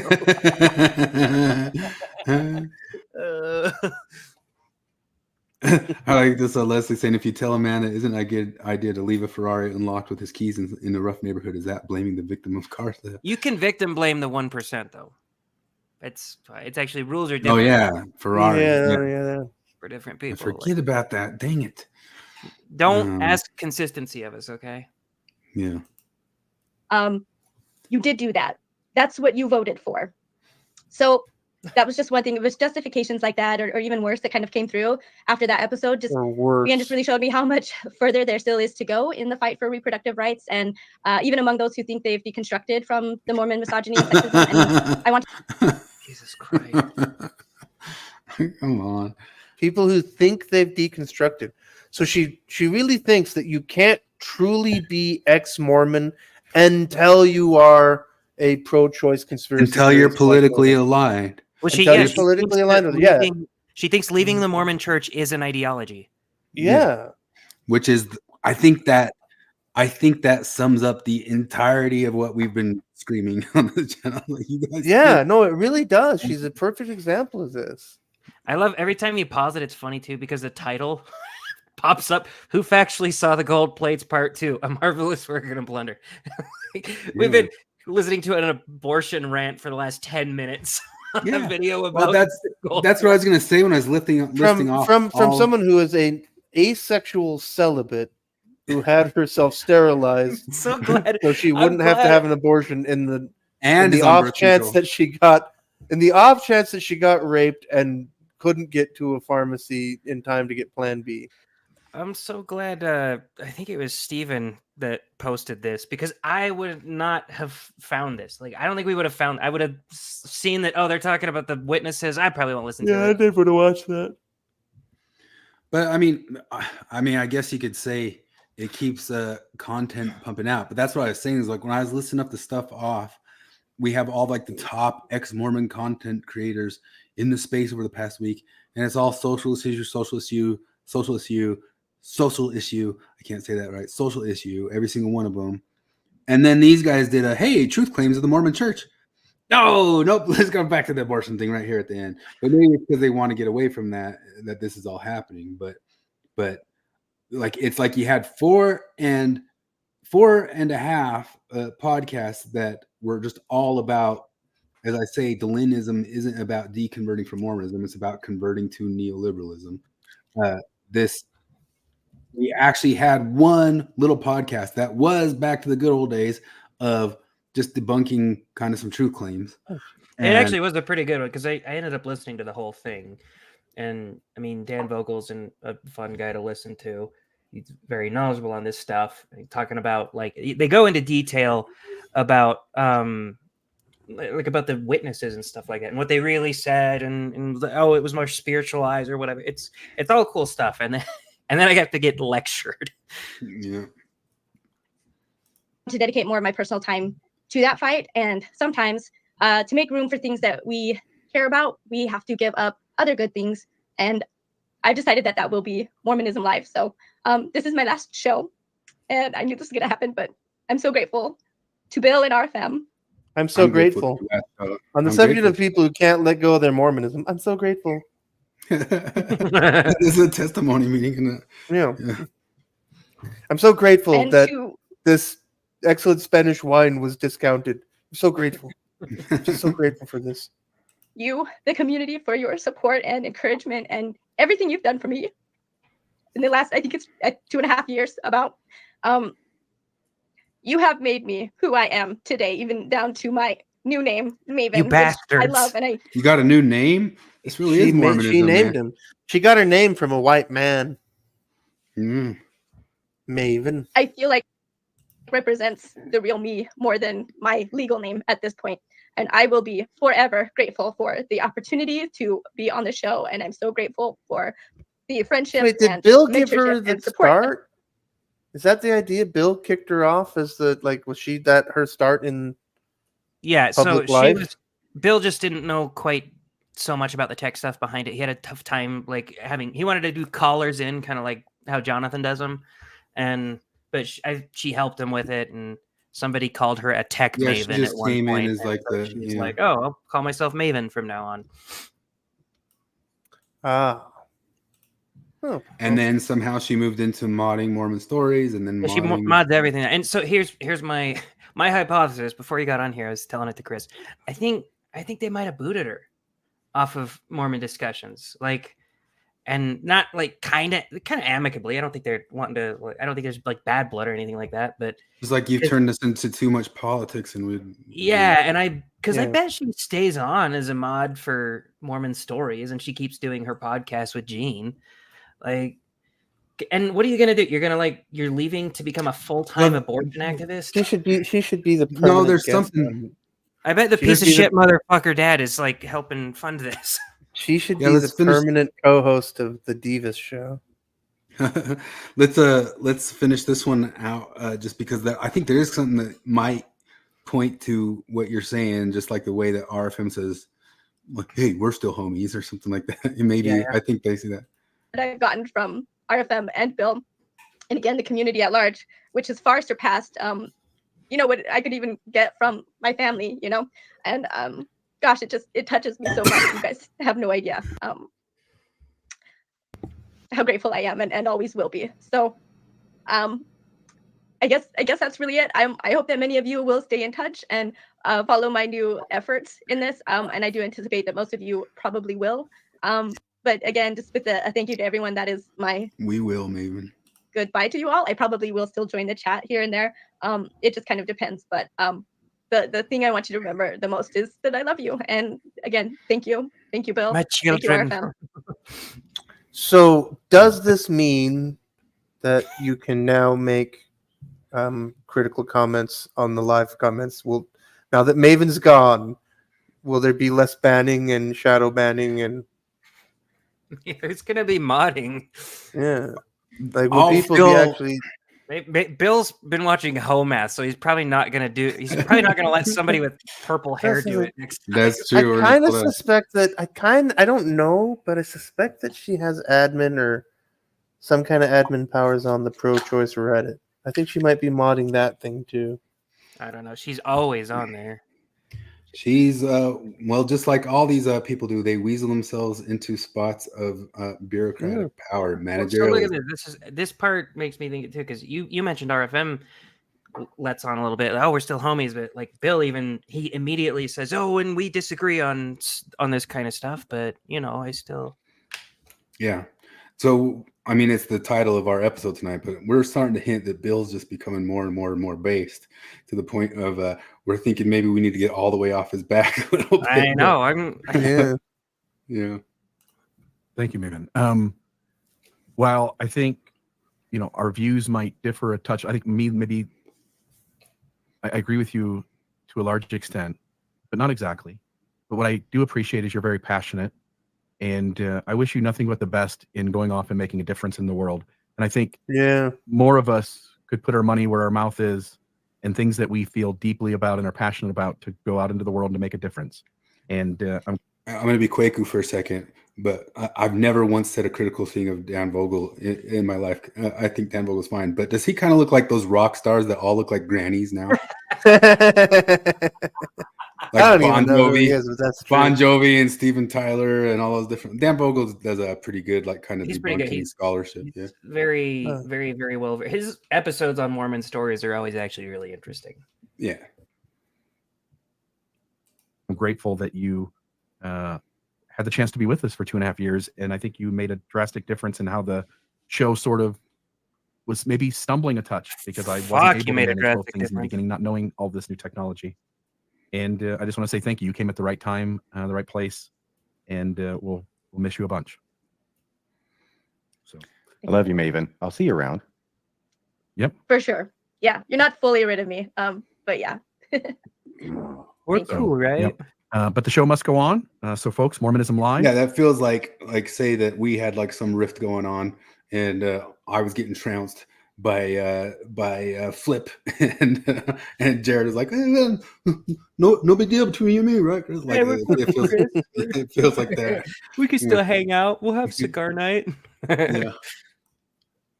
Next week, Monday, 6:20 p.m. Mountain Time, or Wednesday. Wednesday's a new show. Wednesday. Kind of rattled, aren't you? Yeah, I am. But you're trying to hold it together, but inside you're a mess. But Wednesday, 6:20 p.m. and we'll see everybody then for the next episode of Mormonism Live. Maven, good luck. It's actually kind of short for a Maven rant as well, but it really was 10 minutes because it starts at about 2 hours and 12 minutes in. They had to have told her, right? Like to go short because it's the only. Yeah. Oh yeah, that's true too. Yeah, I mean, yeah, there's something strange about it. There's something like yeah. And she didn't. That's the nicest I've ever heard her be about her dad. Well, maybe they asked her to do that. So first off, I'm gonna go ahead. I'm gonna prove just what you said here. Here's Bill Real posting Homath stuff. Yeah. And I hate to take credit for this, Bill Real, but it was me that brought Homath into the Mormon world, man. It was me. You are the John the Baptist of Homath to the Mormon world. Presented Homath to the Mormon and ex-Mormon world. I liked them before they were cool. It's like you take credit for somebody else's total work. Like, I saw something that somebody else did way before everybody else. That's like anytime you bring up a song and you're in a group of people, there's always that one guy. I showed you that song. I showed you that song. Did you guys you see write the queer theory responses? The people who are critical.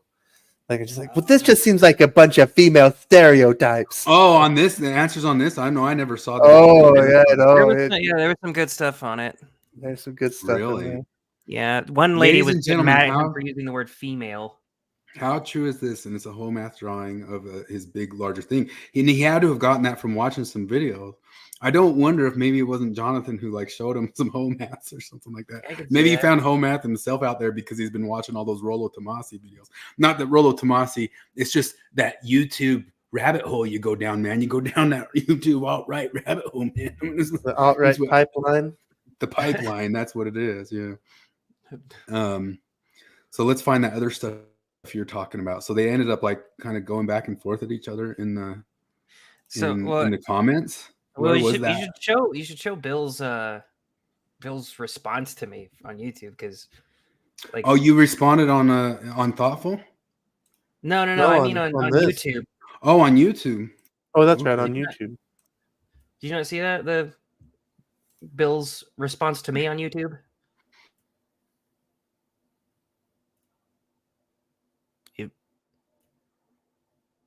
Are you alive there, Chris? I think we lost Chris. He's gone still. Yeah, either that or he just blue screen Mitch McConnell style. How come it's weird that we still, I guess we're hosted remotely. Yeah. I don't know. Maybe he unplugged. This is awkward. We'll just hang out. I can find I'll just find the I can read it. We had a great no, so on that video my internet. You're muted. We got two Chris's now. Am I dead too? No, I can hear you. No. Oh. There's Chris. Wait, there's two Chris's. There we go. Oh, because I can't. Now there's one again. Okay, yeah, sorry. That was weird. It crashed on me. You look like Mitch McConnell. So can I find your what would your name be on there? It was just my name. Did I not send you a screenshot? I thought I did. Did you? Okay, yeah, pull it that. was in the thing. I've got to open everything. Oh no, it all opened again. Hold on. Hopefully that doesn't happen again. Whatever that was, I had a blurb. Where is it? Where's your? I think I sent it in both of our groups. I can just read it. It's oh man, it's trying to open up everything that you know how when your computer kind of reboots. Let's see here. Oh yeah. I don't see it. Like, how far up is it? Is it pretty far? I'm not sure how far up. It's a big black wall of text. But I can just read it. Oh yeah, no, I've got it. I didn't. Oh yeah, I've got it. Okay. Okay. Coming up. Big enough? You see it? Okay. Yeah. Oh, okay. I said, maybe you still completely like the ability to humanize your ideological opponents. The more time you spend in echo chambers, the worse it will get.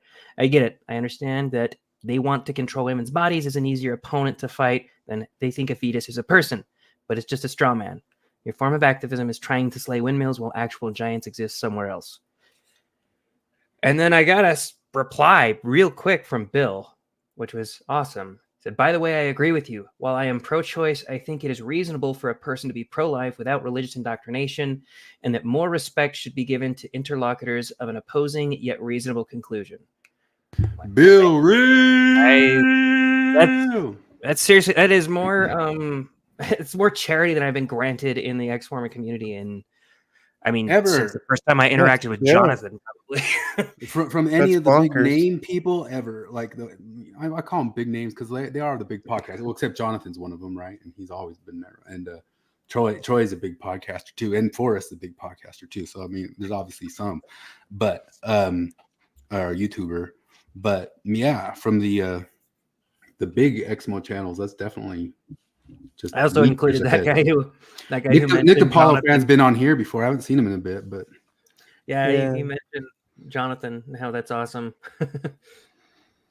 I'm going to read what he says. Oh, sure, yeah. Bill, we need to We need to have less hardcore leftists like Maven and more balanced content like the video you did with Think Griff Thoughts recently. The Ex-Mormon platform has really turned into an ideological echo chamber in recent years, and it is a major turnoff for many of us who are not extreme leftists.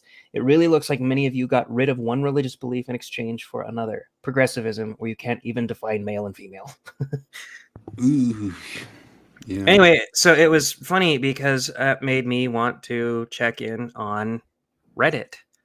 So I checked in on Reddit, and this isn't, I don't feel like this is anything like private or anything because it's Maven posting under Maven Brody, right? Coming up. I got the whole thing. I didn't send you the screenshot of the entire thing. I'll read the entire thing, but okay, I'll post just the first part. Yeah. And this was the most recent post of hers. It was 19 days ago. I detest all pro-lifers, but I hate my dad most of all. And this is Troy's theory, like in complete action. I think about my dad all the time, even though I've cut off contact with him. I think about him every time I hear of yet another pregnant victim of child rape or domestic violence / homicide, every time a state steps backwards, every time a woman dies or almost dies, every story of unnecessary suffering, every arrest, every woman turned away by doctors, every time federal bans are brought up, contraception bans too, etc. And my hatred just grows. I tried to tell him when Dobbs happened. I thought he didn't know. I thought I could explain. I thought he would listen. I thought he would see my suffering. I thought he would see my fear. I thought he cared. I was wrong. I wasn't ready to face how deeply wrong I was. Now, I see him in every misogynist responsible for harming and killing these people, including the children. It's a funny thing to add when we're talking about abortion, but okay. I see myself in these scenarios. There are a number of ways my life could have gone differently, and anyone's path of tragedy could have been my own. I feel it's really just down to luck that I've been safe. Safe from men willing to perpetuate all manner of harm against me physically, emotionally, sexually, and psychologically to serve their own purposes. Rapists for sex, pro-lifers for breeding. Pro-lifers, just rapists. Okay. Men with no concern for the trauma, the suffering, the pain, the blood, the screaming, the crying, the poverty, the fear, the ignorance, the depression, the hopelessness, the abuse, the struggle over the right, in quotes, to force a new person into this world regardless of what they're being born into. Men like my father. Yeah, she's nuts. Yeah, this is a cult, man. Yeah, this is a persecution fantasy, and it's really dark. Yeah. Well, she's not modding one now, because a little while back I was saying we were basically all in that ex-Mormon world getting longhoused by her because she was modding every single major space, the Mormon Discussions space, the Mormon Stories space, the Mormon Stories Facebook, and all that stuff. And I don't know if maybe even like Troy kind of posting on Mormon Stories like, hey guys, look, I'm getting shadow banned. Maybe that was even something that sparked this off. Like Bill said, hey, why is Troy shadow banned or something like that? Maybe that happened, you know. Well, so I was talking about this I think I know what happened, because I was telling Morgan how insane it is to me how often you watch any because that video, right, the one with Bill, it was like 2 hours and 10 minutes of them talking about scholarship, followed by 10 minutes of her ranting about abortion. And more than half of the comments are people like, oh my God, Maven, you go girl. But that's any video she pops into. People are just like sucking her metaphorical dick about how amazing everything she says is. And she doesn't really say anything. It's always that's one thing that's like, oh, that's great. And stuff like that. And thanks Morgan for that, like, Maven. why do you think people follow her like that? And I was like, well, here's what I think it is. I think everything that she does, every mannerism that she has, I don't think this is conscious, but portrays like sort of a victimhood, a feebleness. She's like shifting around. She's speaking almost babyishly and like not looking at the camera, kind of just, you know what I'm saying? And so totally. anytime I see that, it triggers people's reflex to simp, for lack of a better word, you know, to protect. And you can see RFM has that reflex. Laura Schlesinger says, don't do that. Yeah, no, RFM has that reflex on steroids. And I think that's what, because it doesn't matter what she says. She could say anything. You literally don't have control over women's bodies. Everyone's like, oh my God, mic drop. Sister Higgins says we should invite her to mod for us. Sinatra would be fucked. Forrest says that would just be an empty comment section.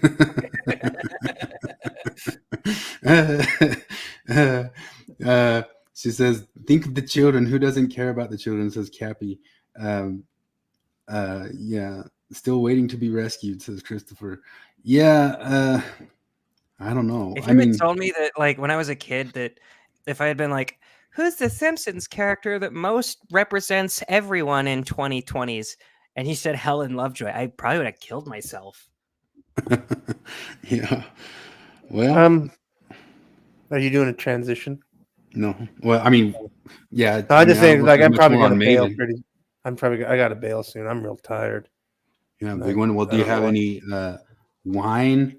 I don't know. What's to talk about? I mean, this is just on sale. Wine? It's just a discounted Ribera de Duero. It's funny. Tinto Fino is just Tempranillo, but it's just really nice, like real traditional. I like that. Look at that picture. You need a second glass in your hand. I know, I really do. It's got a really nice, like, kind of licoricey. The smell. It's kind of opening up now as the time. But yeah, like, I don't know. Right now, it's like Spanish Reds. Like, they're really excellent value for money. And this one was like marked down by half because for reasons I don't understand why the state does it. And so, yeah, it's working out really nice. I really like these. You don't want to be lectured on Palestine and Israel from Zelf on the show? Oh, Christ. Oh, God. See, like, I want to stick around for that, but I'm almost nodding off here, frankly. I think there's something. I think I might be sick with something, frankly, because I've got like weird muscle pain. Oh. But alas. But yeah, I don't know. Hard to say. But damn it, I do want to stick around for Zelf teaching me about Palestine. Yeah, well. But no, I think I'm going to bail. That or John Larsen telling you there's no such thing as meritocracy. Oh, Jesus. We did talk about that a little bit. Yeah, no. But yeah, no, I'm going to be in better shape. I'll come back bigger and stronger. Next Thursday is the 4th of July. That's right. Are we going to do a 4th show? of July it? Or I guess I'm going to be camping. You'll be I want to be I camping. forgot about that. Well, come with us. I mean, I can. I doubt that I'm going to be busy. Maybe we should take a holiday. Here, I gotta run for just a second. You guys just talk for just a second, and then you can bail. Hold on. But discuss. So talk amongst yourselves. You know, what I think is weird is because like before last October, I had never been a pallbearer, and then like on Saturday, I'm going to be doing it for the 3rd time. It's like, wow, that's kind of sucks. Like they just come and bang, bang, bang. But Jesus, that's how it is. I think I've been to like 2 funerals in my life. Man, I don't like. When I was a little kid, like my great aunts and uncles all started dying when I was like real little. And my grandma died when I was 5 because she was fairly young. Like I think she was only 71 or something. She wasn't like an old lady. And so like when I was a little kid, I kind of felt like, oh yeah, funerals, you just go to those. And then you have like a long period where nothing happens. But now like my parents' generation is going, and that's when, you know. Yeah, my grandparents are all still alive. Yeah, no, it's weird how that works. Like, because like I know people who are my age whose great grandpa was born 10 years after my grandpa was born. Yeah. You know, like my family's all stretched out. Although apparently, is it John Taylor or what? The 3rd president of the United States has 2 living grandchildren. Yeah, John Taylor's the 3rd prophet. Yeah, I always get them mixed up. Since I was a kid, I got my presidents mixed up. But the 3rd president of the United States, whoever that guy is, apparently has 2 living grandchildren. Because that guy, Thomas Jefferson, was he 3rd? Yeah, no, he was 2nd. No, John Adams. No, John Adams. I don't know my presidents. I don't know who it is. One of those old timey guys. Is it James Madison? One of these guys like has living grandchildren because he was in his 70s when he had his last kids when he was in his 70s, and those kids had children in their 70s. Did you ever watch? Jesus, that had kids in their 70s. I actually have a guy at work whose father was born in the 1800s. Like I mean, he's obviously not alive right now, but like he was. Yeah. This guy's Huh. in his like mid 60s, I think, and his dad was like 73 when he was born. That's so crazy. wild. Yeah. So did you ever watch the John Adams miniseries from HBO? No. Oh, dude, it's really fucking good. It was in 2008. It's what's his face? good? Giovanni Ribisi? Or no, not Oh. Giovanni. It's Paul Giamatti. Paul Giamatti. Yeah, that's That much guy's more good. makes a lot. So he plays John Adams, and it's really fucking good. And I can't remember her name. Laura Linney, from Ozark, plays Abigail Adams. Oh. And it's really fucking good. I'm due for another watch through of that. I found it. It was John Tyler, who I think was the 8th president. So John Tyler was born in 1790. And as of right now, he has one living grandchild. Jesus. That's so nuts. Like, let me scroll all the way back down to his. Where is it? I just found it. Damn it. There we go. Tyler and his son Leon remarried much younger women and fathered children at advanced ages, such that Tyler's daughter Pearl did not die until the 157th year after her father's birth. As of January 2024, Tyler still has one living grandson, 234 years after John Tyler's birth, through Lyon, making him the earliest former president with a living grandchild. This grandson, Harrison Ruffin Tyler, was born in 1928. That's so nuts. Yeah, man. Yeah, I love that John Adams miniseries. It's a good one. I watched that many years ago. It is really good. It's on HBO. Well, if you have that. it starts out with him like really not wanting to defend the soldiers of the Boston Massacre. Yeah, but he was being real like, unpopular for it. He's like, I have to because I think they might be innocent, and it's amazing. I love it. Didn't he get them off too a little bit? He did, yeah. He got them off pretty well because, I mean, it wasn't as cut and dry as a lot of schools will try to teach you. You know, it's not like they're just sitting there minding their own business, and all of a sudden the soldiers unloaded on a bunch of citizens. Yeah. Here, let's all right. The 4th of July that's coming up. Let's not do a live, and what I'll do on that day is I'll make a pre-made video of what I'm talking about, of how each of John Larsen's points mimic a from the dissident right. Because he had a, let me see here, I'll pull up just what the thing was. If you need to if you need a recording, buddy, sometime this weekend, then I can do it. But if you want to do it, it's fine too. I mean, I'll just put it together, and then we'll make like a pre-made video and release the pre-made video instead of doing the live, since you won't be around and it's the 4th of July. Everybody should be out celebrating this America. Well, don't get patriotic, because that's gross. Ex-Mormons should not be patriotic. We've learned that, you know. But this is it here. John's episode on meritocracy right there. And he talks about what I would pull as Burnham's managerialism. He talks about being doubtful of like all of the different science articles, all the different plagiarism in academia. He talks about all these different types of things that we've been on about in all these types of areas. And you could almost be like, John, like on so many things we agree with some of your problem calling out right here, just not your prescriptions of how to solve it. Not that he ever even gets to prescriptions. But one of the things he talks about is this concept right here.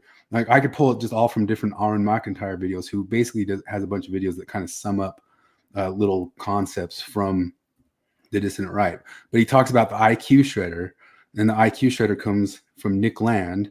And I don't even know I'm sure he doesn't know all this stuff, because he constantly touts himself as somebody who follows the right and follows them really well. But he only follows Fox News, which I don't even know like what sort of right that is. You know, just like a boomer, Well, right? I doubt that seemed true. Like, if he says he follows Fox News, what he follows is Media Matters talking about Fox I know.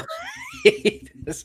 Well, he does, even his so a lot of his descriptions are all right, but they're still peppered with like, and I see the shittiness in both sides, right? Like, I think that, capitalism is bad because of this and this and this and this and this, and communism is bad because capitalism. It's not. He never really has a criticism of anything left. He has to see. I don't know how he doesn't see that all of the talk of those bureaucratic problems aren't problems of kind of what Sam Francis would call like Leviathan, the Leviathan and its enemies, or what Mencius Moldbug would call the cathedral. And this IQ shredder, he talks about how in the current era, from all the little small towns, all the smartest people get sucked into like big cities or to going to those major colleges, and it becomes an IQ shredder. Like, it shreds up the marriage capacity of people all over the country and just pulls them into these centers, which is a total dissident right talking point. And he complains about it, and then he talks about how he noticed that all these mega corporations, which he's worked for corporations that I'd never get hired into in the HR world because I have to be a diversity hire. There's no way you will do HR in the corporate world if you're not a diversity hire. And that's been true. Like Scott Adams has said, it's been true in banking since he's been working in it, but it's in so many different fields. Elon Musk reposted a thing about how something like most hires have been diversity hires, like 94 or something % of them. Forbes magazine ran an article on that since like 2020 or something like that. And it was already true before that in any position where you could always choose a diversity hire first. But then Larsen claims that, no, it's still the black people who get pushed out or blocked out from getting sent to these major colleges. And he noticed that in all those corporations, the further you go up the ladder, there's no difference in what they learn in school, but there's a difference in the name of the school as they go up. And these are all problems of the managerial revolution that James Burnham talked about so much. And I know you, Flip, have dealt with managerialism in your job, like everybody has, but it does become a problem for meritocracy in the sense of there is a meritocracy, but there's a meritocracy of who's the best manager in these longhouse manager worlds, not who is the best at the thing, who is the best, careerism, who knows the most about booze, careerism. And he's complaining about that. And the people who succeed in government are people who are really good at paperwork. Yeah, and it's true. I mean, yours, because the alcohol world here is totally run by the state. It's totally bonkers. Yeah, and Flip's described to me the way they hire and all that stuff, and the people they hire know nothing about alcohol or even running the stores, really. But yeah, I'm gonna maybe go point by point and show like how each one of his points is exactly mirrored by the managerial elite. Managerialism. All right, I'm gonna bail. Okay. All right. But yeah, sorry. I don't mean to be lame, but I guess I just am. You're good. All right. See you. See ya. Yeah. So speaking of weird old things, did you ever see that that TV show? There's a game show in the 50s called I've Got a Secret. Did you ever hear about that? No. Oh, wait. Is that like the where they showed I was just watching the TV show, the movie Catch Me If You Can, and the whole thing's centered around like 3 contestants get up and claim I'm this person, I'm this person, I'm this person, and they have to guess who's the real one.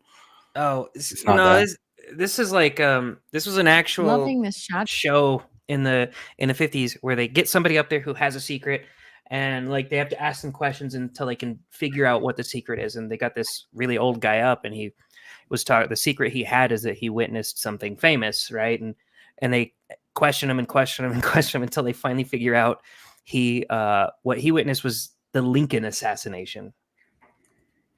Oh, really? Yeah, it's fucking wild. Like, you can still find the clip of this old guy talking about how he watched the Lincoln assassination when he was a kid. Holy crap! What year was this? That he was. This was in the 50s. Holy crap! When did the Lincoln assassination happen? Like 1870? I can't remember exactly, but that's crazy. Oh my goodness gracious. Anyway, these two talking about 1865. 1865, and he was still alive. And so, what, he was like I 15 think, and he was like 100 or something? no, I think he was like, 8 when it happened. So he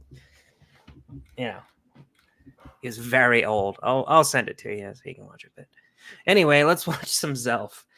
Troy already mentioned that we should be a 501c3 for the service we provide watching Zelf and John Larsen. Propaganda. I'm just gonna kind of go by the words that I jotted down of stuff that's worth looking at. Into our background a little bit because it is important, and something that I hear in conversations about this is like, oh, this is all just Palestinian propaganda. They literally call it Pollywood, which is like, cool, what Pollywood? Palestinians literally like filming their children blown apart and being Holy like, shit. why is no one doing anything? And people are like, Pollywood, Pollywood, Pollywood. Like that's what's happening on Twitter Chilling right thought this terminating second. cliche. It's so weird how you learn about how propaganda happened, during World War II or whatever, growing up. But then seeing just like brand new flavors of it happening in real time, like Pollywood, that's totally like that's just screaming Nazi in terms of just like the little bite-sized word or phrase that would instantly shut down thought. Yes. It's so scary when it's in the it's so chilling. It betrays anyone who, and I've been in the DMs with people about this, and they're I like, googled Pollywood. I haven't found anything.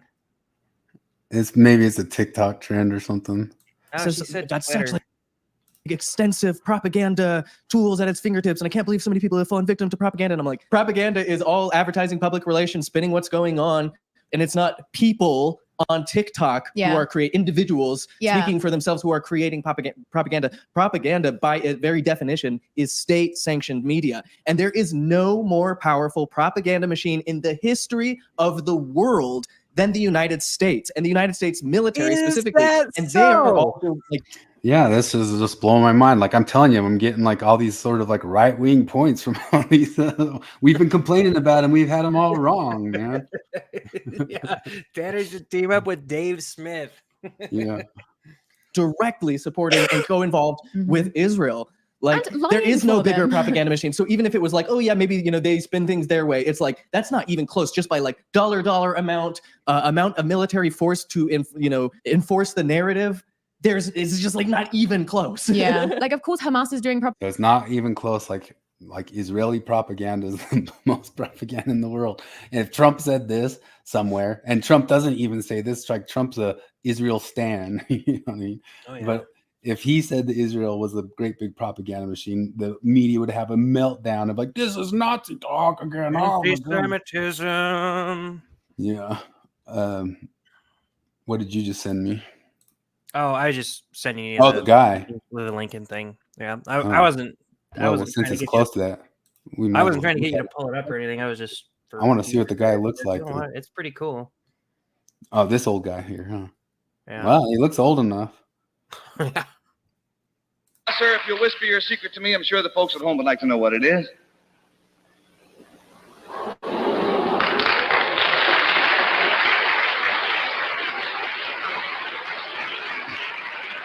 Or what? People are supposed to guess it or something? I think there's some contestants up there that are supposed to guess it or something, so they like to have to ask him questions. Oh, wow. That's crazy. Yeah, I mean, definitely looks old enough to it, and that looks like an old enough clip for it. So, what you gonna do? Yeah. Let's see.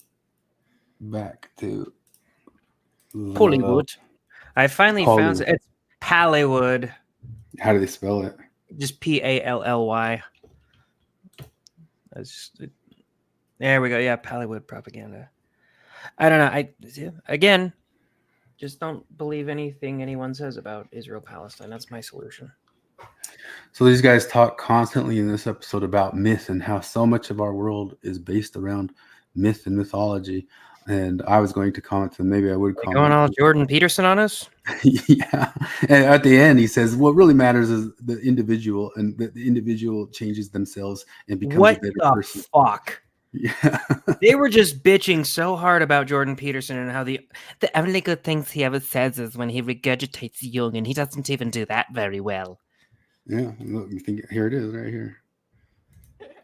just thinking about the as above, so below of it all, it's so clear how often on an individual level we'll just like retreat back into delusional stories because we just like have failed to come up with a better one yet. That's not it, but that's an interesting one because she says That we is a just stupid pull up thing. mythologies because we, we're not, until we come up with a better mythology or something, we got to figure out liminal spaces and learn how to, whatever, like you didn't just add in your own new mythology. But I love that you brought up grief work and specifically in community, because another thing capitalism does and the individualism in America is it is isolating us. And so it's like no wonder so many people don't feel able to engage, because it's like, so that's one way of talking about individualism, but where'd it go? Here it is. And then 5 minutes later, these systems are just like much bigger and much older than any one person. At the end of the day, like change is always done on the individual front, and like there is, if the world is going to change for the better, it like is only going to be through all of us doing the things that we can. And there's just a different language. bed. Make your bed. There's just a different language being spoken here, because I've realized that whole Sitch always calls it Sitch's law, where every internet argument at some point is definitional, but I don't think that's true all the time. But in the case of individualism, it always seems to be true, because every single criticism I hear of individualism is shit like, yeah, they think you should just, look out for yourself and be selfish. Like, do you not understand that I don't know, like, because anytime I talk about individualism, I'm talking about how the fundamental, like the most protected individual, the most protected unit of society ought to be the individual. Like each individual, it's MLK liberalism, man. It's content of their character, not like the justice is blind shit. That's all individualism. Okay, Yeah. You are judged as as just an individual. We don't look at your group identity characteristics when we are judging you. Yeah. So I know you guys are against that, but you're not even. I don't know. Am I wrong about individualism here? Like, is individualism actually supposed to be like, selfishly look out for yourself and fuck everyone else? That's usually when people are like against it. That's how they frame it. Yeah, I know. And so we're talking about a different thing, because I'm also against fuck everyone else. I don't like that. Dr. Laura Schlesinger says, don't be that way to men. We just saw that. But they noticed, and they talked about how Mormons, when they first came around, they had like a type of socialism that they really, really liked. And man, socialism appeals to everybody at some point. And you go, oh, but it's just got this ethno thing to it. So you're saying like the Nazis, like there's national socialism and ethnic socialism. Like, oh, well, horseshoe theory. Sort of claim it in like a fucked up way. Yeah. And like not having, the power that they maybe deserve or need to thrive. Can kick us out of a state that we run, out of a city that we run. It's really like a gang mindset. And I feel like a lot of gangs come out of a similar situation of like not having their needs met and like not having, the power that they maybe deserve or need to thrive, and having to sort of claim it in like a fucked up way. Yeah. And given the economic depressions that were going on in Europe and America at the time, it's also easy to see why like a radical new approach to socialism was appealing to people, because they were like, it fucking sucks here. We're building a holy city in America. Fuck it, let's go. I got literally nothing to lose. Yeah, I got nothing on. My fields are not right for harvesting. You can see the inevitable conflict that happens when you have a frontier Christian town, that all of a sudden 20,000 Mormons show up and they're like, God gave us this land to own. This is our Zion. This is, based off of ancient covenants that God made, thousands of years ago with Nephi. We have plenty of time to explain it to you, but this is ours now. Isn't it such a sort of like teenage impulse to be like, this is our area that you can't come into. It's ours now, because like we're the baddest boys in town. It's a very animal-like approach, like territorialism. But in terms of the human psyche, it feels firmly in like animal. It's an animal approch. Man, it's a human approach. This is what humans do. It's an animal. It's all approach. humans ever did. I wonder. A good thing humans aren't animals. Were they just on about this recently, or was that John Larsen? I don't remember. I have a hard time keeping my retards separate, but I feel like they were talking about how it's most people don't know that they don't take into account that humans are actually animals. Yeah. And then on top of that too, Larsen keeps pushing. That's one of the things I'd pull up in that podcast, but these guys do too. Of, oh man, isn't it weird that the Mormons like came up with a communal society or some sort of socialism within themselves as they went and took over a place? And this is also critique from the dissident right as well, because they also bag and rag on individualism, but then we'll also retreat to it the same way they retreated to it right there. But their argument is there is no individual. You must come in a community, you must come in a group, and you must unite yourselves. And that's one of the reasons the dissident right hate the concept of horseshoe theory, because they say even though it sounds the same, the concept's completely different, because our communalism is based off of something that ties us together stronger, like a religion or an ethnicity, or but so it's totally different than your communism, which is a completely deracinated communalism. Yeah. And but no, to their point, to the dissident right's point, and the point of political realists and all that stuff, this is all anybody's ever done. It's what Israel's doing, it's what Palestine's doing. It is all just like a communal declaration of a state, a communal declaration of a territory. And no, you're not going to think your way out of it just saying like we're going to get to this lovey-dovey future where everybody just all gets along, because sooner or later a group's going to form that forms on some sort of strong ties. Maybe it's a communism, but more often than not, it's something like Islam that does itself become colonial. These guys are only critical of the white Christian European colonialism. And as Flip talked about last week, we know that Islam's completely colonialist, and they've colonized many, many, many countries. They're also pretty explicit about it too. Yeah, like, that they're it's not even like they try to hide the ball. They don't have to fight against like internal liberalism in order to get their way. They just be like, de America. Yeah. Well, it's something called in Islam is the hijra. The hijra is to be colonial. The Prophet Muhammad's migration from and then they call it the hijra as they go and move into different societies. This is one of the things Nassim Taleb's talked about, which is called like the tyranny of the minority. But they also just know that through that any sort of block, like voting block of people, like Islam itself knows that if it can get more than 10% of the people in the country, they can start making major changes into that country. And they know that through the hijra. And the hijra is a mandate to go into other, like through immigration processes, move into other countries to take over the world. I think Flip's still listening to us because he just sent something about the hijra. Yeah. Divisions of the world in Islam. Flip would probably know the exact pronunciation of all this stuff.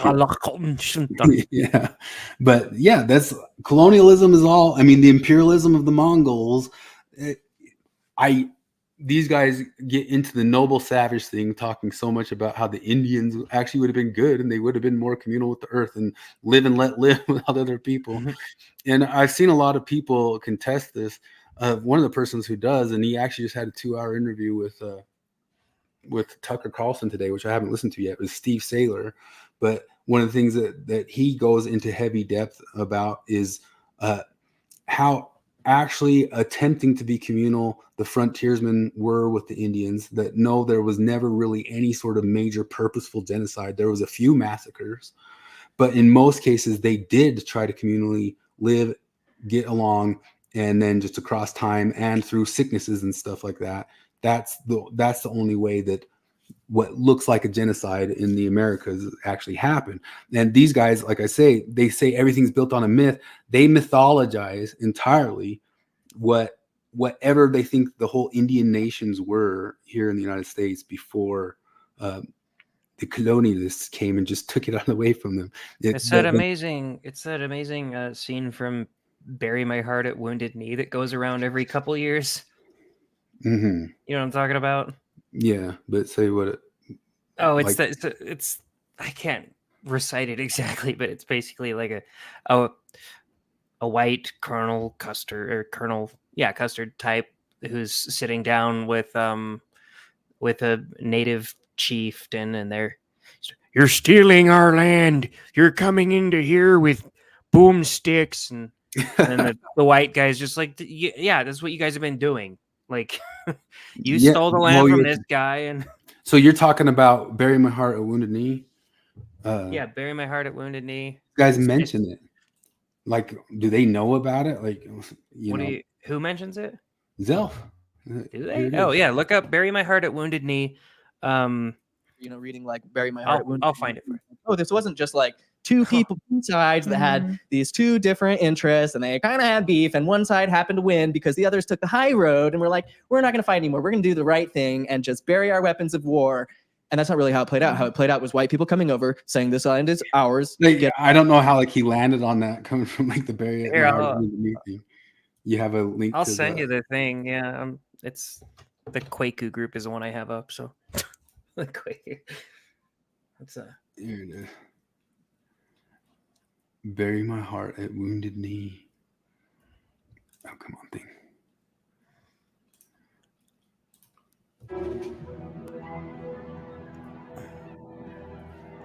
Where's that? When he starts having the discussion. Yeah, it's when they sit down. Sitting Bull requested this council. We await his words. Take your soldiers out of here. They scare the game away. Very well, sir. Tell me then, how far away should I take my men? You must take them out of our lands. What precisely are your lands? These are the lands where my people lived before you whites first came. I don't understand. We whites were not your first enemies. Why don't you demand back the land in Minnesota where the Chippewa and others forced you from years before? The Black Hills are sacred land given to my people by Wakantonka. Very convenient to cloak your claims in spiritualism. And what would you say to the Mormons and others who believe that their God has given to them Indian lands in the West? I would say they should listen to Wakantonka.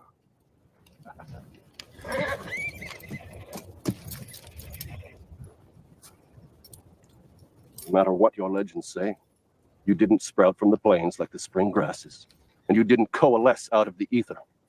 You came out of the Minnesota woodlands, armed to the teeth, and set upon your fellow man. You massacred the Kiowa, the Omaha, the Ponca, the Oto, and the Pawnee without mercy. And yet you claim the Black Hills as a private preserve bequeathed to you by the Great Spirit. And who gave us the guns and powder to kill our enemies?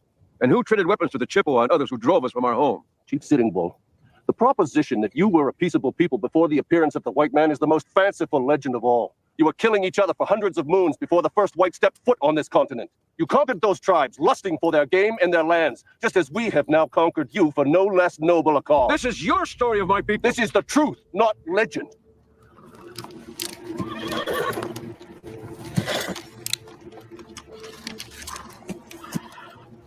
Crazy Horse has surrendered with his entire band. And by his surrender, he says to you and your people that you are defeated. And by ceding the Black Hills to us, so say Red Cloud and the other chiefs who demand that you end this war and take your place on the reservation. Red Cloud is no longer a chief. He is a woman you have mounted and had your way with. Do not speak to me of Red Cloud! I suppose you are the only chief then. Sitting Bull is king of all the Indians. Humility, one of the 4 virtues of a Sioux chief. Sitting Bull shows his true nature now. I have had my say with you. And I have had my say with you. Then we will have a fight. So be it. Well, is that a miniseries or a movie? I don't know. According to Tanner, it's a book. I think it's a movie. Well, yeah, I mean, it comes from a book, but yeah. But these guys are like so critical all the way through. Like, I typed in the word myth of like people's dumb myths. They're just myths. They're myths. They're myths. But one of the major myths that these guys are riding on is the myth of the noble savage. And for a long time, people thought that even doing noble savage myth stuff was a form of racism itself. Like, it kind of is. There's leftists who are critical of the myth of the noble savage as much as there are other people. But yeah, everything's a myth. So they have that myth, and then the other myth is that Palestine. You and I know both you and I, maybe more so than Flip, are critical of Israel and what they're doing to Palestine. Like, I'm very critical of Israel. It's just a better state, though.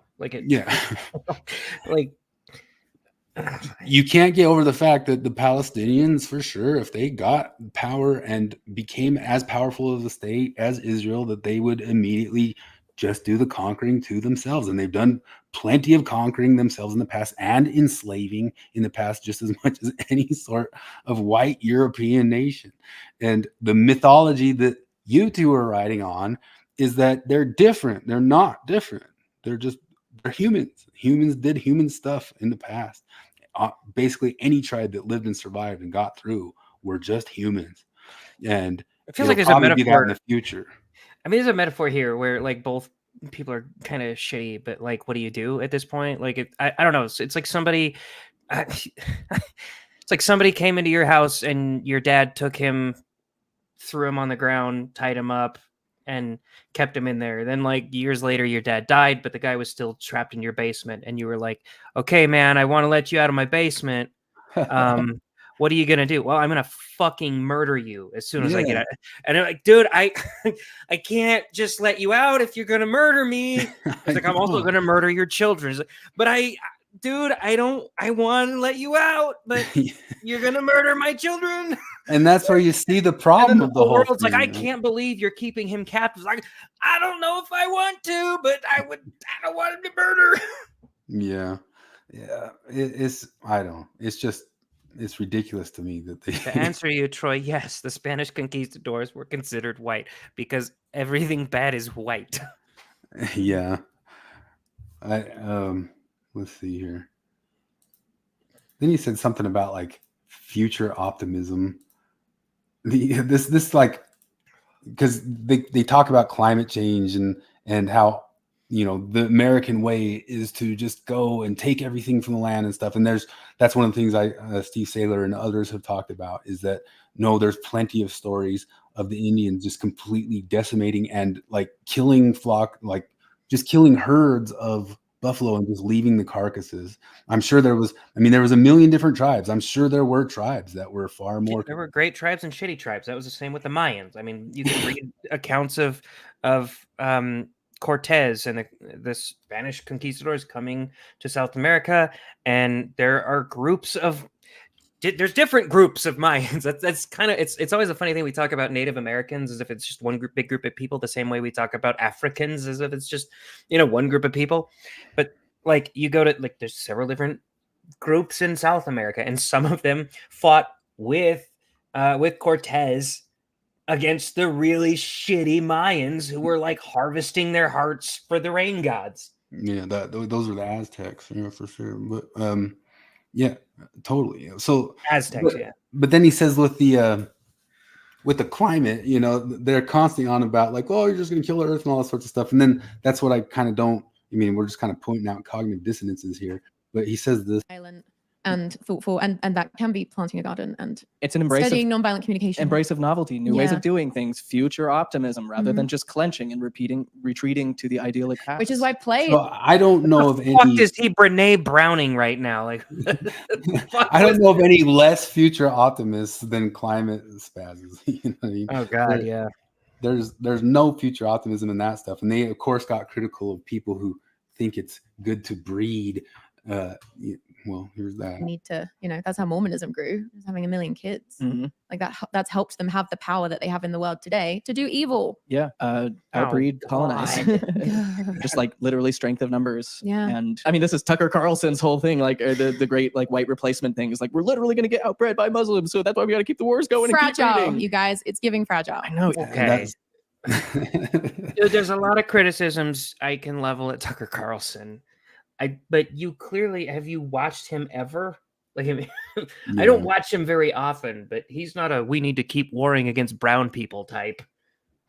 Well, I don't know if you saw it, that he had a confrontation with a really goofy reporter this week. Did you see that? No. You want to watch that? Sure. Did he say we need to keep warring with brown people? She tried to come at him for the great replacement theory stuff. This is in Australia. So you talked a little bit about immigration, and in the past you've talked about how white Australians, Americans, Europeans are being replaced by non-white immigrants in what is often referred to as the great replacement theory. This is the same. Have I said that whites are being replaced? Well, no, I don't think I said that. Well, it's been mentioned on your show 4,000 times. And really, when did I say that? On your I said show, whites are being replaced? You have said that before. Really? Yeah. I would challenge you to cite that, because I'm pretty sure I haven't said that. I said native-born Americans are being replaced, including blacks. Native-born Americans. Native-born Americans. And Americans who, like black Americans, have been African Americans, have been in the United States for, in many cases, their families over 400 years. And their concerns are every bit as real and valid and alive to me as the concerns of white people whose families have been there 400 years. So I've never said that whites are being replaced, not one time. And you can't cite it. Untrue. So we just met, but when our relationship starts with a lie, it makes it tough to be friends. So well, I mean, you've been lying let's about pull my that back. I'm personality happy to colleague explain Dawn what I Ward do as well, think. so, well, you actually can't say it because I didn't say it, and I don't believe it. And I'm telling you that to your face. So why don't you just accept me at face value? My concern is that the people who are born in the country are the main responsibility of its leaders. And as noted earlier, when those leaders shift their concern from the people whose responsibility it is to take care of to people around the world to put their priorities above that of their own citizens, that's immoral. And they are being replaced in my country, people who are born in the United States. And the birth rate tells the whole story. They are not at replacement rate. And so the US population is growing because we're importing people from other countries. And my view is that happy people have children, and a functioning economy allows them to do that. And we don't have that. And so you need to fix the economy and fix the culture and make it so that people who want to have kids can. You don't just go for the quick sugar fix of importing new people. Like, that's my position. And if you think that's racist, that's your problem. I never called you a racist. But of course you are suggesting, and Well, I must say one of the reasons people don't like people like you in the media is that you never say exactly what you mean. Your slurs are all by implication, and you're about to tell me the great replacement theory is racist or anti-Semitic, whatever. I've said what I've said to you right now like 100 times in public. I hope to, if I live long enough, say it 100 more times. I think it's completely honest and real, not racist or scary. It's factually true. It's not a theory, it's a fact. And the whole point of your question was to be like, just real quick, here's James Lindsay, who pulled up a UN article from 2000 about replacement migration. you're a scary racist. Well, I haven't and my response is, no, I'm not. Okay, well, how about no more lying in your questions, and then I'll answer it. Okay, well, this is the same theory, or as you say, idea, that has inspired the New York Buffalo shooting, where 11 Black Americans were killed. On. 2 You know white what I mean? Americans were killed. Like, It's also okay, inspired. it's not. First of all, it's inspired one of the worst Australian guns how do of they all get time people to this shoot stupid in the media? I guess it doesn't pay well. I'm sorry. I've lived among people like you for too long, and I don't mean to call you stupid. Maybe you're just pretending to be, but I've never. I'm totally against violence. I'm totally against the war in Ukraine, for example, which doubtless you support. And like all dutiful liberals support more carnage. I don't. I hate mass shootings, actually. Nothing I said, what does it mean to inspire something? My views are not bigoted against any group. They're honest. They're factual. That's not hate. That's reality. And my views derive from my deep concern for Americans, actually. Americans aren't having kids because they can't afford to. And nobody in charge cares. And so that's my position. That doesn't inspire mass shootings. How dare you try to tie me to some lunatic who murdered people? How dare you, actually?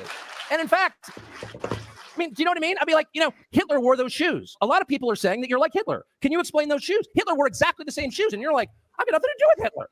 That's how I feel about your absurd, disingenuous question. Right. So therefore you support gun control? What? I thought it could get dumber, but it did.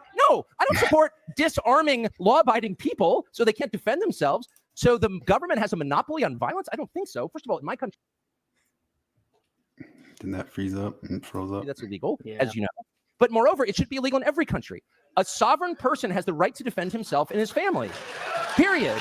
And that said, I'm totally opposed to harming anyone. Have you been are you concerned about the war in Ukraine and the countless innocents being murdered there every single day? I doubt you are.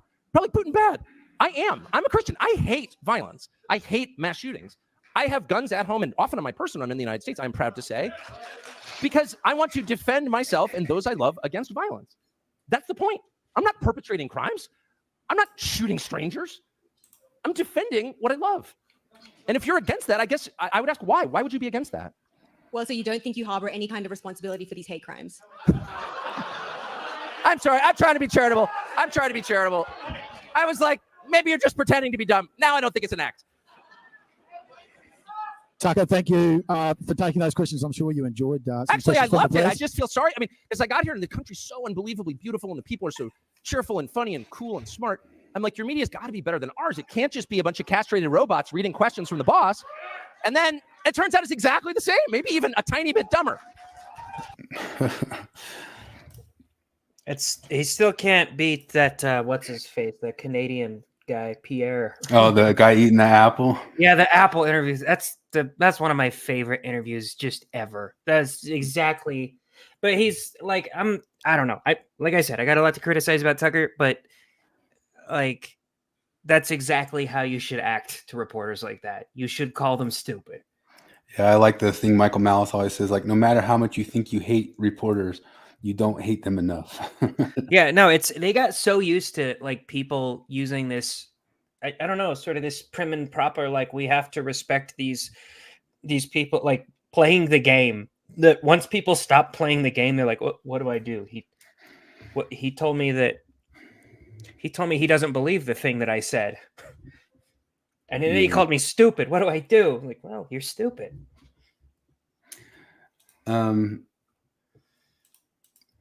She made a suggestion again that, well, look, Sam, tell Taylor Swift, okay? Quit telling me not to breed.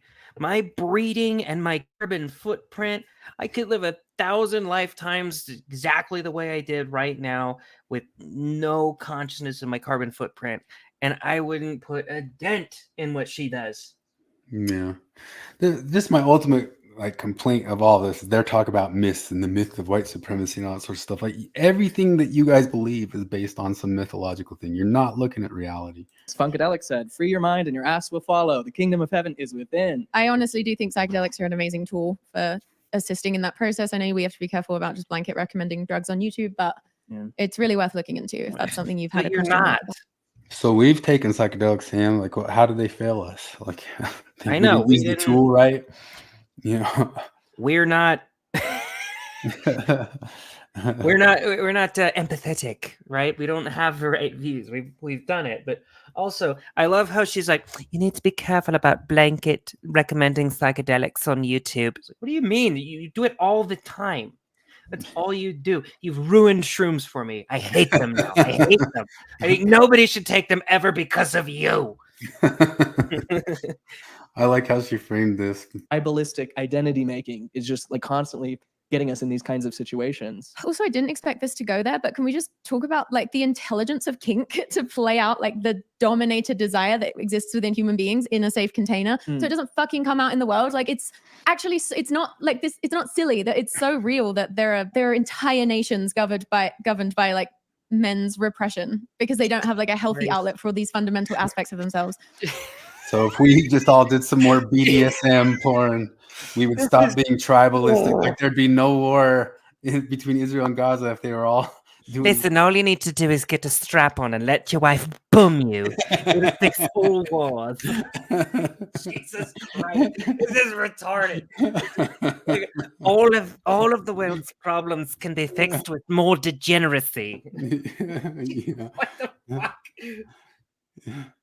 So just here's their final plea to go be a maven in the world. Efforts against this, or we will feel hopeless. Yeah. So I guess what I'm saying is we do need just like radical action.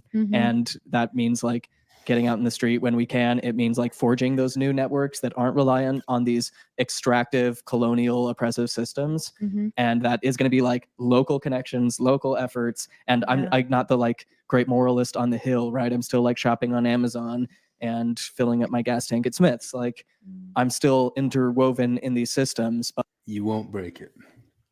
Jesus Christ. You will not break out. That's just the truth.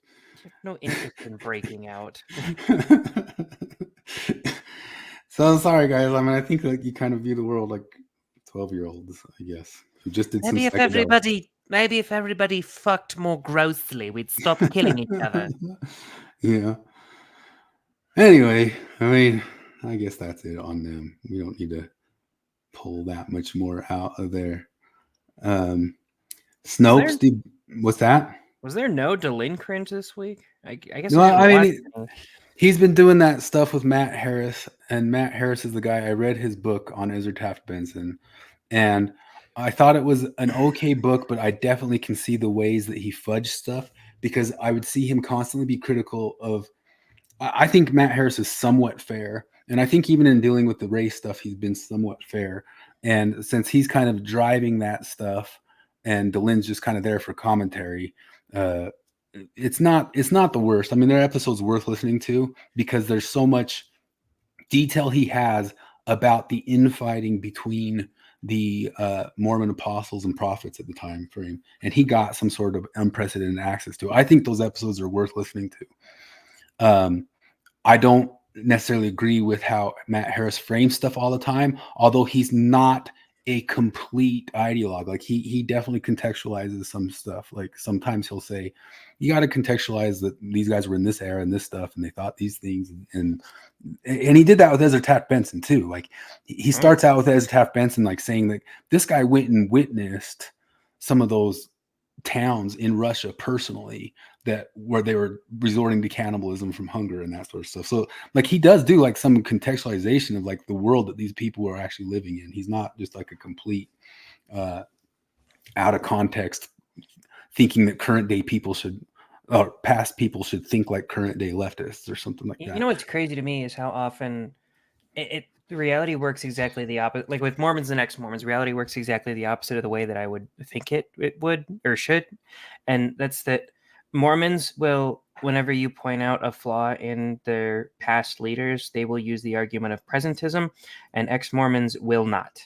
Like they don't do that. And I feel like that should be the opposite, right? Because I was really bothered by some of the shit that Joseph Smith did and that Brigham Young did when I was Mormon, and I found out about it because I thought that God was talking to them. You know, like God, the arbiter of objective morality, was telling them what to do. And with that, they were like marrying teenagers and shit like that behind their wife's back or whatever. And then the Mormon, so I don't understand. I couldn't use the presentism argument because I was like, well, it doesn't make sense because it was wrong then, and God knew it. Why didn't he tell him? And then once I stopped believing in it, I was like, anytime somebody's like, did you know that Brigham Young said this really racist thing? I'm like, yeah, I mean, it was a man of his time. Like, I think he was a tyrant, but you know, whatever. So I feel like I can more charitably use the presentism argument when I don't believe that they spoke to God. But Cardin uses it all the goddamn time. Yeah, totally. But that Matt Harris guy, like the stuff I noticed him fudging the most in that Ezra Taft Benson book is he would always put the words together with whenever he was like accusing him of McCarthyism, is he would slam together the words communism and big government. So he'd always kind of like conflate the two of them. If the guy was critical of big government, that he was automatically critical of communism or doing a McCarthyism. Like, I'm critical of your big government thing. He did a McCarthyism there. Yeah. And that's sure, but how often was he right? Yeah, and that's the other problem with Ezra Taft Benson is he is very frequently right, especially with criticizing people within his own organization. That's come out in the past because he was which president was he under? He was a Secretary of Agriculture under. I can't remember. Oh, I forget the guy's name. But there were definitely communists and communist infiltration. It's all been revealed since, and then frequently. He was right on people that he was a McCarthyist against. He does pull out one unsubstantiated claim. And that's one of the problems with McCarthyism in general. Like Razor Fist has some great things on like the Hollywood McCarthyism, because one of the things about that whole situation is very, very frequently, just like happens in the Oppenheimer movie, Rista was asking us if Oppenheimer's worth reviewing. And the thing turns into a McCarthyism movie. But the problem is that yes, these guys were sympathetic to commies. So it once again, you're just right. They're not making a type 1 error. And so much of the McCarthyism framing is trying to say they were making straight type 1 errors. Part of the problem with McCarthyism that I'll agree with is there were sometimes they made type 1 errors where they thought they had somebody and it was never exactly proved that person was a communist, and they got in trouble for something like that. And Matt Harris brings up one case of that with Ezra Taft Benson where he kind of went hard at a guy and there was never really hard proof. But many of the other cases, he was exactly right, which is something that they always gloss over, But I think his book, I want to listen to this. I'll do it on an audio podcast. I want to listen to this book. I think those DeLynn episodes are worth looking at just because there's so much good info on the arguing between top authorities of the church about the race issue. And he's got good primary references. So DeLynn did okay stuff this week when it comes to that Razor Fist, his rant on Walt Disney was fucking great. Oh yeah. Yeah. And he's got like a 3-parter. It's called Hollywood is Always Red, and he gets into like the detail of the kind of the BS around the McCarthyism thing, and that the person who actually got trounced from Hollywood, actually got blacklisted, was one of the persons who called out the commies. And it's really interesting seeing all that stuff. But the migration theory and all that sorts of stuff, and the way these guys try to frame it, they're not dealing with reality, and they're not dealing with the reality of the way Tucker frames it and other people. Because like Tucker said, he talks just as much about Black Americans getting displaced by the migration as much as anybody. And he talks about that all the time, and he always has, but you're going to frame it in your straw man way or something like that. But I want to know what she meant by it was said on your podcast 4,000 times. That seems like a lot. I wonder if there was anything said on Tucker's show 4,000 times. Well, he would never use the word replacement theory back in the day because it was just such an instant trope of saying that stuff. But he did talk about immigration's coming and it's overkill and all that sorts of, like so many different people have. It was one of the main topics in the debate tonight, and it's because it is a concern for millions of America, and it is one of the main reasons even Latinos are getting upset because they get displaced as much. You want to know who one of the biggest anti-immigration persons was? It was the Chicano movement. What was the guy's name? The guy, he's actually a famous commie too, but he was major anti-immigration. I'm not sure.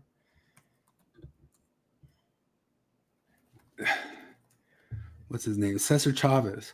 Cesar Chavez is the famous Chicano movement commie guy, super anti-immigration. Why? Because he knew it was a bargaining chip. It was the same way Bernie Sanders was against immigration like 10 years ago, although he changed because of the social pressure type of stuff. But they know that they lose their unionized and bargaining chip if there's an endless amount of immigration. That's why Bernie Sanders called it a Koch brothers thing to bring in the endless amounts of people. And Cesar Chavez was the Chicano movement, which were the fruit pickers of California in the 1960s and 70s, were major more Latino immigration, so that they had a better unionizing bargaining point because you had less workers that could just strip it down. Cesar Chavez, look it up, totally anti-immigration. But that's one of the things that Tucker's always been pointing out. And I know this too, because I actually speak and talk with Latinos, especially like Mexicans right now. Do you know how many Venezuelans are coming in and getting automatic cards under Biden? It's unreal. And I see it happening for real in real time. And I've never seen people getting cards this quick. And I've seen places. So I worked closely with, I worked for, Rancho Markets, a major grocery chain of Mexican grocery chain here in Salt Lake City. They've had a problem lately where it's getting completely taken over by Venezuelans. And this is a Mexican chain. They're Mexican through and through, but they're getting overtaken by Venezuelans because they're getting pressured to not hire Mexicans who don't have perfectly good papers. They're getting eyeballed closely with this. And all the Venezuelans are getting papers like this for refugee status, and the place has become like 75% Venezuelan. And in a weird way, it kind of becomes like a weird takeover that I know the main lady, who is a Mexican lady, a Mexican woman started this whole entire company, and it's getting switched around and changed because of immigration policy. And she's very upset about it. And you'll never meet somebody who's that much for building the wall as this Mexican business making lady, And I know all sorts of Mexicans currently right now who are getting very, very frustrated with how many Venezuelans are coming in and just getting status that took them 10, 15 years to get. They're upset about it. Very much upset about it. I bet. Anyway. It's got to be enraging. Yeah, for sure. Oh, Zelf. Zelfie. You guys are rolling on some myths right there. We talked about earlier how the Snopes came out and debunked the very fine people. Yeah. How many years have it been? Like 7 years since that? It was 2017. Yeah. 7 years. That long. And then, of course, Biden just repeated it. I heard tonight like 2 times, even after Trump had his rebuttal and said that was debunked. It was debunked by a place. He couldn't remember Snopes, but it was debunked by a place just this week. And then Biden just tripled down on it when it went back to him. No, I heard it. You said it. You said it. You said it. But I think one of the more interesting things that happened this week with that is Scott Adams interviewed Michael Ian Black. That was wild. Yeah. And when he interviewed Michael Ian Black, they were talking about how the news isn't real. And Michael Ian Black was, ostensibly coming in and saying, let's have a conversation about this. But he was obviously, I don't know if he was in bad faith or he was just what. And Scott Adams got in trouble for asking if he was autistic online. and Scott Adams said later, like, when I say people are autistic, I don't mean that as an insult. I mean that as a compliment, which is a point that we've also talked about. But hell yeah. Scott Adams pulled up a video in real time because he not only tried to say that nobody ever said, he said the news never said that Trump said that. Yeah, that's that shit, man. Like it's rare that you see Scott Adams shocked at either the ignorance or the just deception of some lefty tactician like that. But he was baffled. And I was baffled. I was like, wait, you're not serious, right? Yeah, and then beyond that, he said, okay, show it to me. And then he's like, well, fine. And then the podcast got a little bit weird because he started searching stuff. He's like, I'm a boomer searching for stuff here. But then he finally pulled up like a clip of all the times the news repeated that thing. And he listened to it in real time and said, I didn't hear it. Well, I didn't hear it. Right after listening to it. He actually changed what Biden said. And Scott Adams didn't quite catch the misinterpretation there because God, it was just so here it is. I mean, we saw find people, and I don't know that he did. To me, Biden ran his whole campaign on this, and he repeated it 2 times in the debate tonight and in the other debates. He says, I don't know that he ever said that he actually said that. And you're like, what? And this is a whole debate. This conversation is set up around Scott saying it's impossible to have political conversations with people who think the news is real. But I don't even know how to classify what it is. Like, does he think the news is real, or did he even hear it if he thought that they never said that or something like that? That is irrelevant to the conversation that I wanted to have with you, which is about the media, not about a politician. But let's hear this next example. All right. Trump supporters had recently started to claim that the president didn't actually say neo-Nazis in Charlottesville, quote, very fine people, even though he did say it. He did say it. Absolutely incorrect. There's more.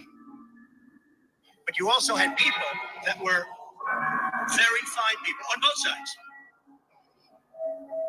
Here's the part that got out. Why can't this president, who, by the way, called Nazis very fine people? He believes those Nazis and white supremacists who marched in Charlottesville are very fine people.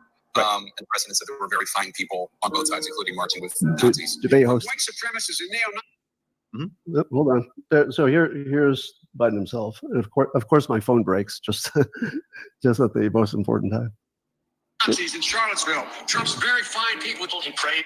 Let's get back to Biden here. There were very fine people on both sides, including marching with Nazis. Yeah. From white supremacists and neo-Nazis in Charlottesville. Trump's very people. He praised those people marching with neo-Nazis and the KKK as very fine people. Saying that neo-Nazis and Klansmen and white supremacists are very fine people. Who was that last person? Who cares, man? Where the fuck were you? Culture, and you had people, and I'm not talking about the neo-Nazis or the white nationalists, because they should be condemned totally. But you also had people that were very fine people on both sides. You had people in that group, excuse me, I saw the same pictures as you did. You had people in that group that were there to protest, taking down to them a very, very important statue and then renaming it apart from Robert E. Lee to another.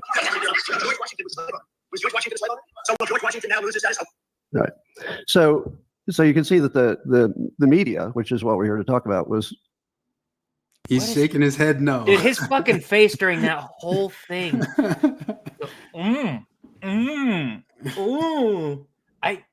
What a punchable face. Is he funny? Do you know him? I do like him as a comedian. I always liked him as a comedian. I don't know if I know him. He started with a skit program from MTV in the early 90s with young people. And it's a lot of the guys who ended up on stuff like Reno 911 and all that stuff called The State. And it's a good, kind of like a Saturday Night Live show, but made by MTV when these guys were all very young. And then he was on Stella, which Stella was like one of the best. He's also in Red Hot American Summer and all that stuff. Yeah, he was a very funny, what do you call that type of comedian? It's avant-garde, freeform. Like it's all stuff that's absurdist. It's just straight absurdist stuff. It's not like political or serious themes. It's all people being very, very strange and weird and that sort of stuff. Like Stella, I loved Stella. Maybe I could show some of it, but maybe I'd get copyright hit or something like that. Jesus, man, that was I saw just terrible. I saw one journalist say it. One journalist. Capper was hosting the debate. Well, I'm sorry, go back. Can you show me Jay Capper? The thing is, like, that's like a small clip too. Like, where were you 7 years? Like, I heard it on repeat 1,000 million times. Also, we saw Don Lemon do it too. Like, there was several. Like, all of those were media, except for the Senate. There was Bernie Sanders and Joe Biden. Everybody else was a reporter, weren't they? Yeah. This guy's retarded. Like, painfully. But Biden just did the same thing in the debate tonight. Just tripled down on it. Even when Trump came back and said that was debunked. It was debunked this week. And he said, no, Bolton veins, neo-Nazis. He loves the Nazis. He says he loves Hitler. I think he said that. Like, literally, We should check out this Twitter. I can't. You'll have to put it up because I am blocked from Jim Bennett. I'm blocked too, but let me. Can you see it?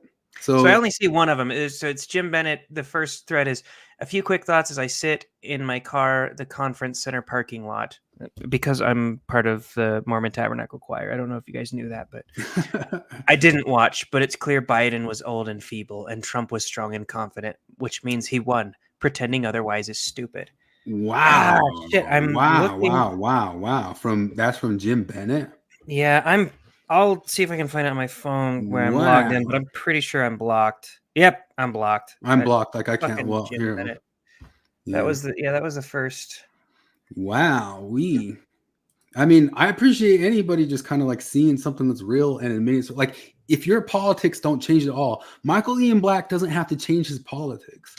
You know, Zelf and Tanner don't have to change their politics. You just have to, maybe not have to, but we just want you, and Maven as well, just look at a little piece of reality. like no, not everybody who is against abortion is just doing it because they want to control women's bodies. And maybe you, Zelf, and you guys are building your whole philosophy and worldview off of another type of religious tier mythology as well. Hold on to it or whatever, something like that. But just stop being so oblivious to that you're living on some lies, or you're floating on mythologies too, you know. Yeah, sorry. Hang on. I'm starting a new Twitter account so I can. You got to get a whole new account for it. Yeah, I can't look at it because I'm blocked too.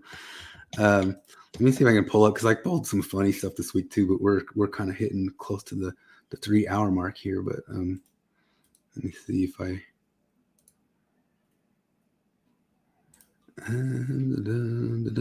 You're trying to find, like, did his thread go on from there? I think it did. Yeah, I just can't see the whole thing unless I have an account. Stop! I don't care about this shit, man. Sure, I'm interested in business and finance. Who fucking cares, Elon Musk? Fuck off.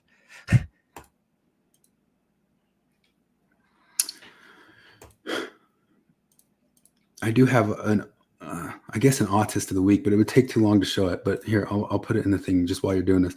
My likes are now private. Good for me. These guys figured out how to beat Castlevania with the craziest glitch you'll ever see in your life. They figured out that if they can time the amounts of ups, downs, and lefts they put, that when they exit a screen, it will auto exit to the final completion of the game. It's the autist of the week could always be a speedrunner. They're fucking insane. They're so crazy. I cannot believe. I'm going to put up my autistic of the week. I got it pulled up so you can, whenever you're done with this. Yeah, I'll pull it right after. Well, you've got it pulled so I can share it. Oh, no, I was just going to read it. Oh, okay. First autist of the week. Then I'll remove it. This is the video, and I'll just share it in the thing. Watch how these crazy autists figured out how to beat Castlevania. Autist of the week.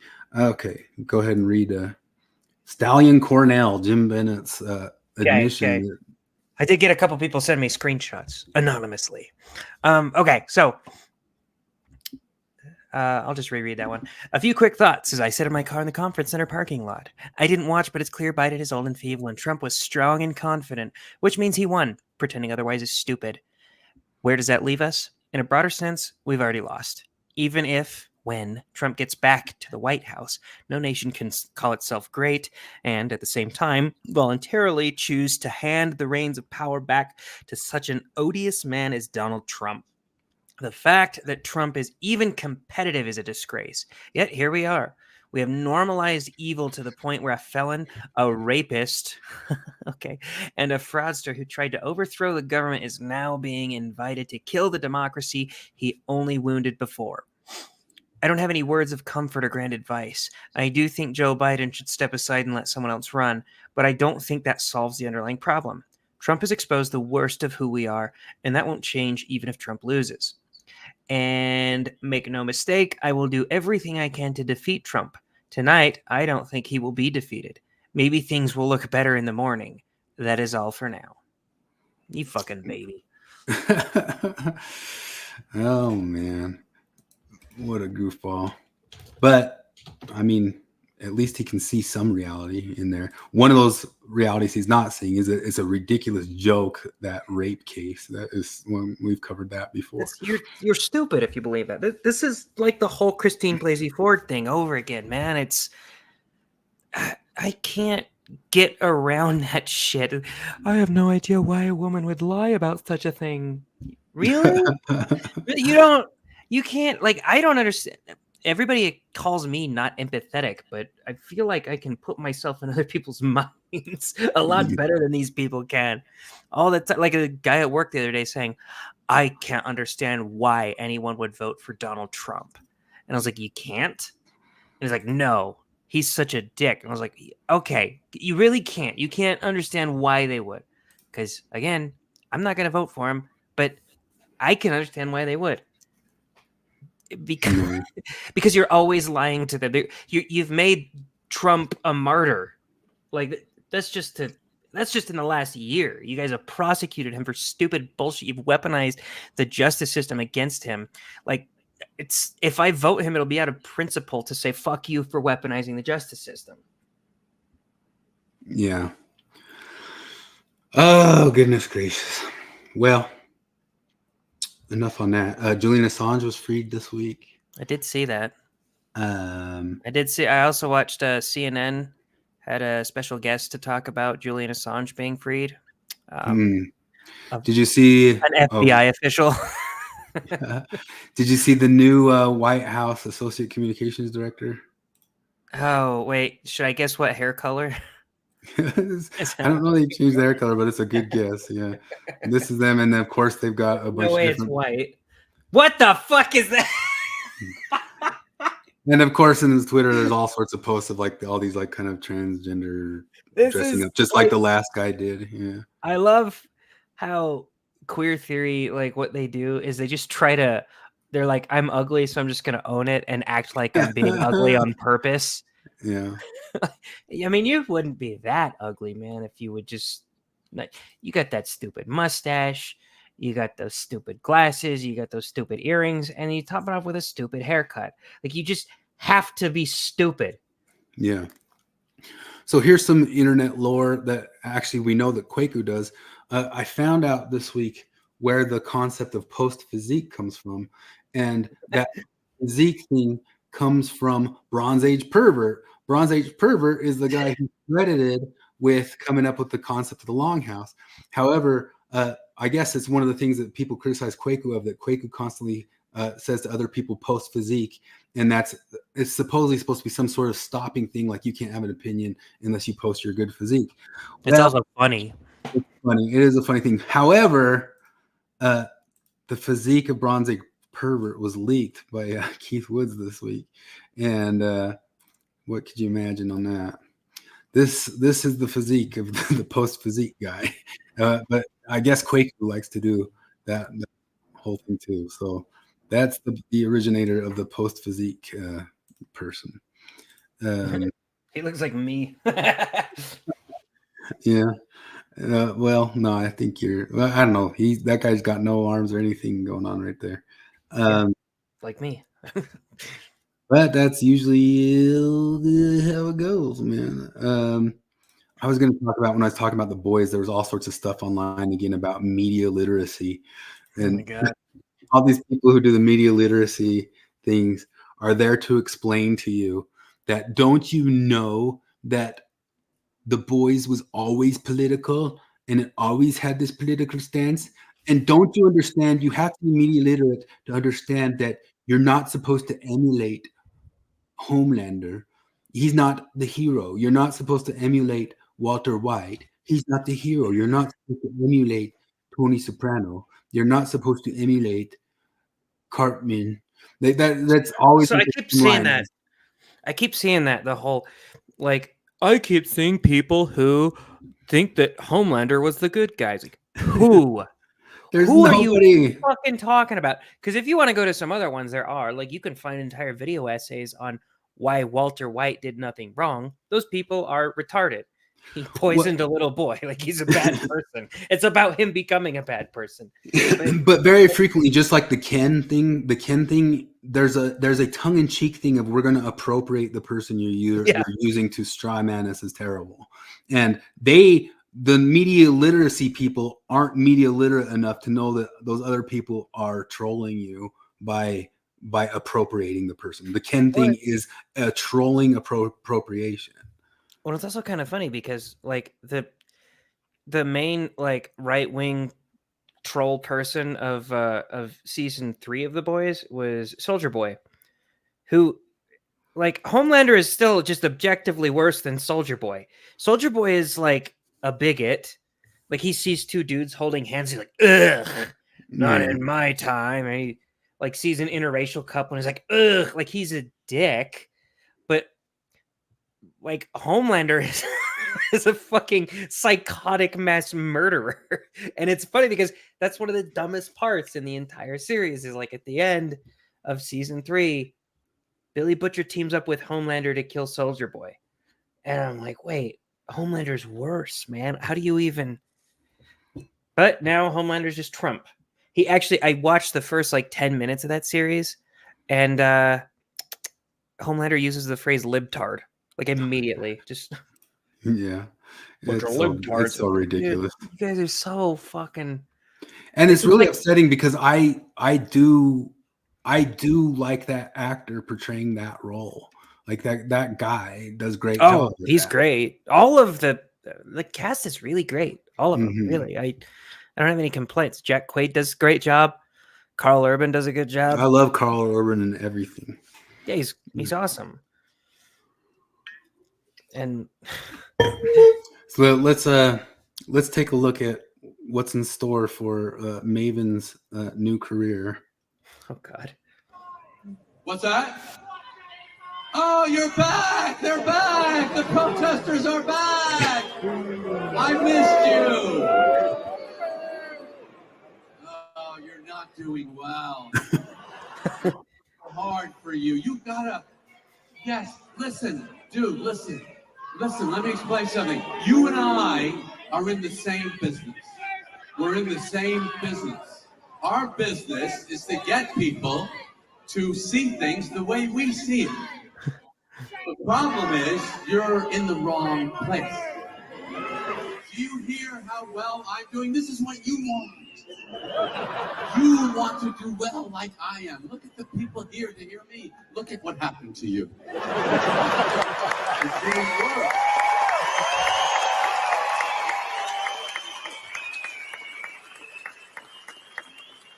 Because context is very important for your message. For example, if I was going to do my little comedy show that I do, if I went to a Australian rules rugby game and I told this guy, I love this guy, If I said to this guy, you check out, I'm going to do my comedy act here, I would get that same reaction. I would get out on my ass because that's not where I belong. Here's the other thing I think you need to go back and tell who's ever running your organization. We just gave more money to a Jew.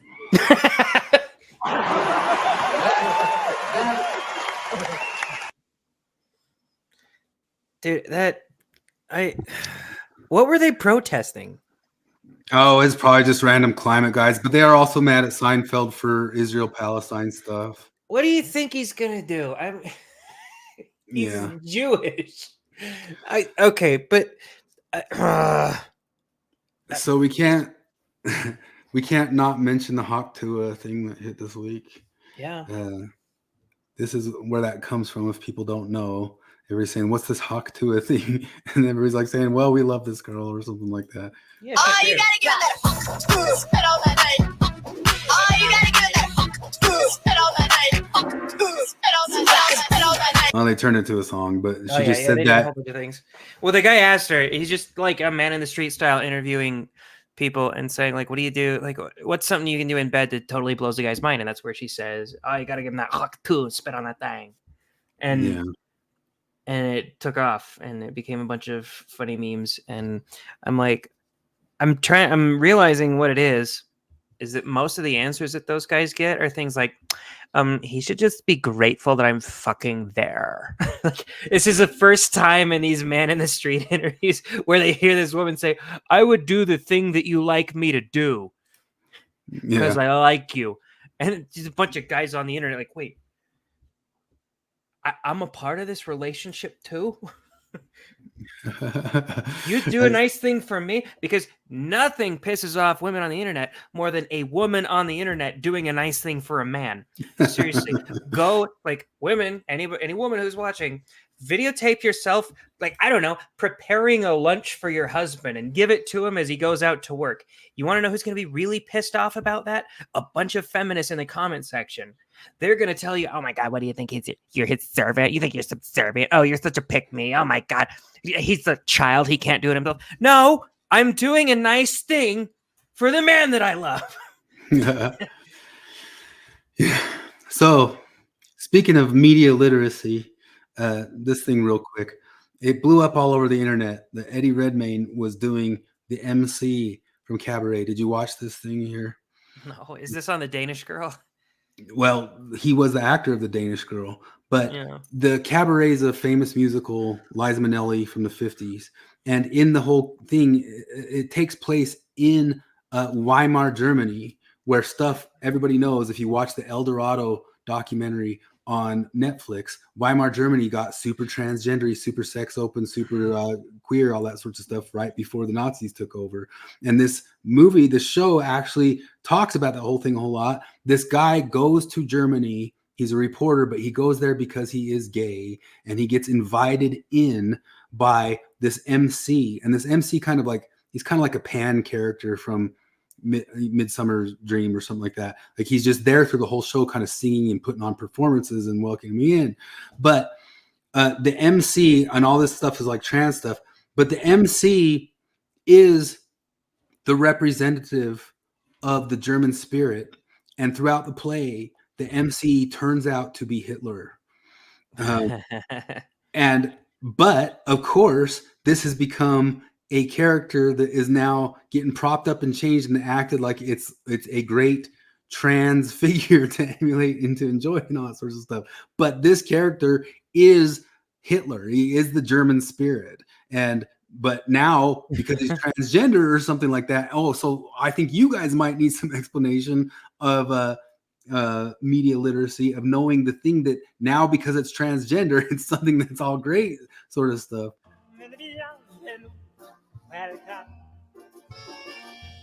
Friend, étranger, stranger, une clique sous ailes, je suis enchanté.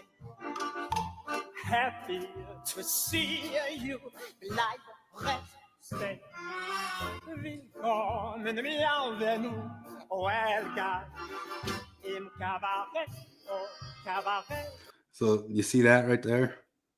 Oh, he's a swastika. Okay. Swastika. Yeah.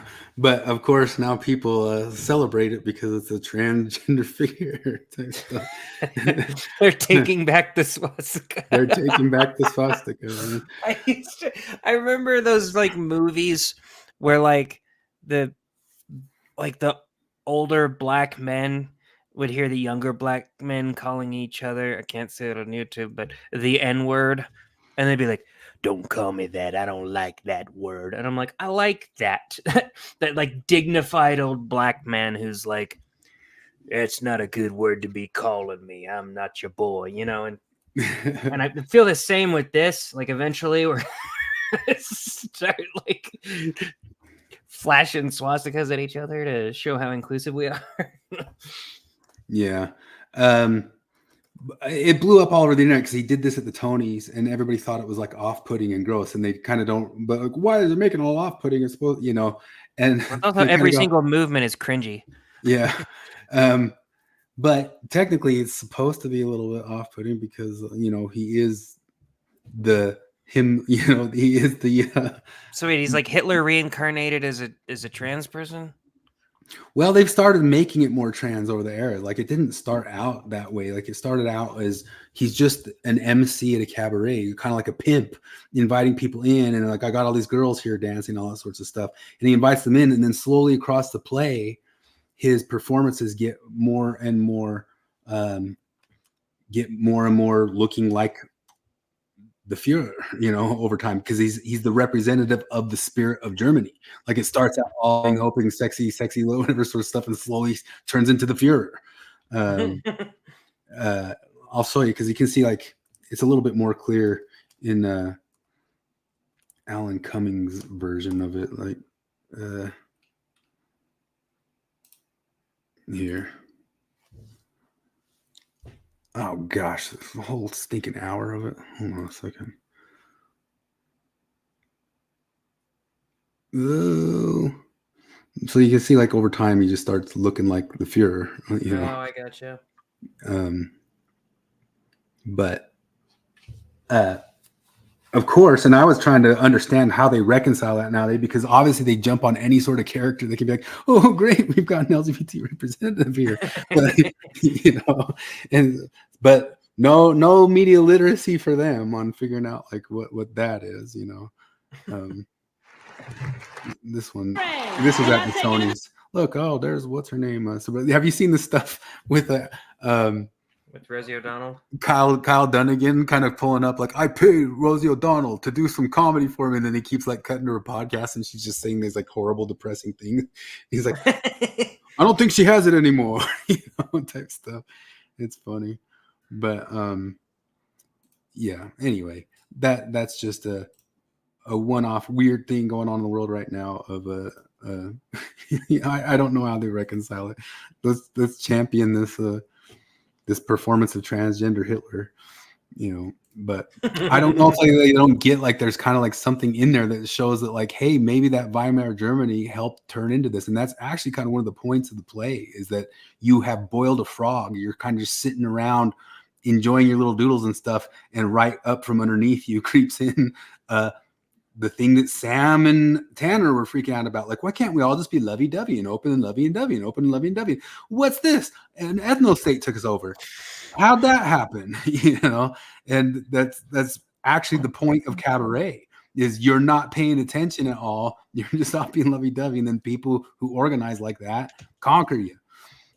Watch cabaret, Sam and Tanner, and figure out that there's people who gave warnings to that sort of thing.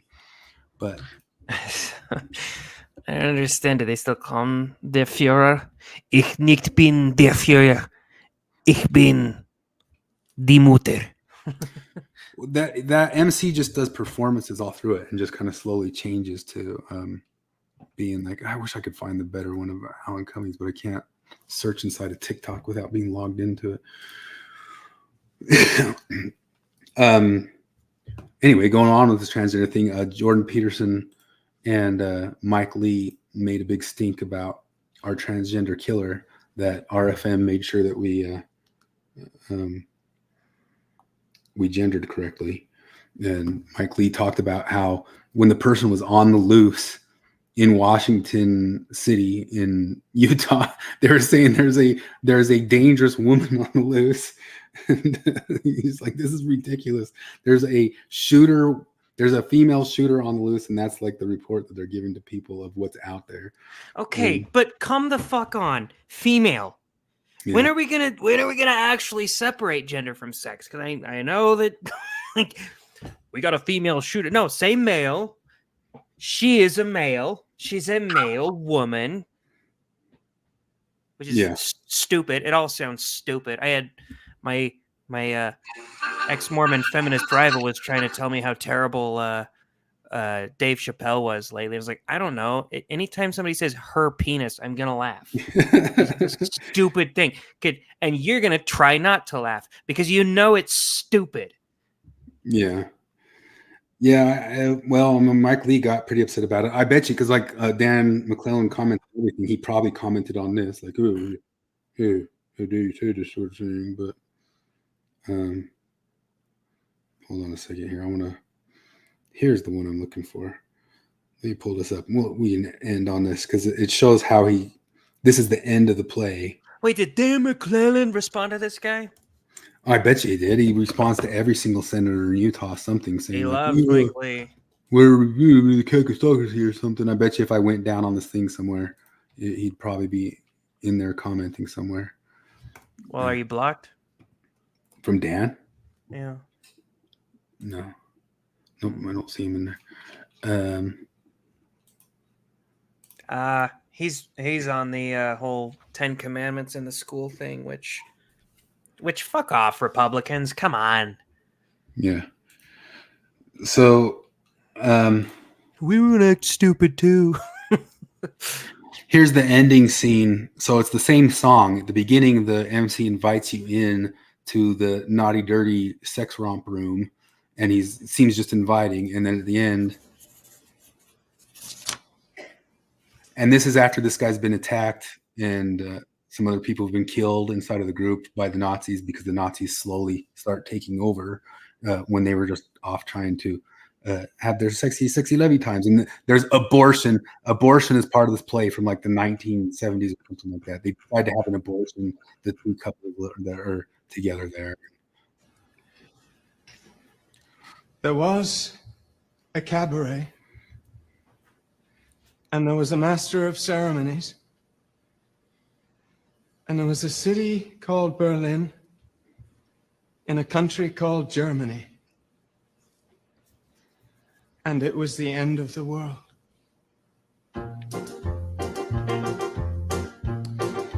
And I was dancing with Sally Bowles. And we were both fast asleep.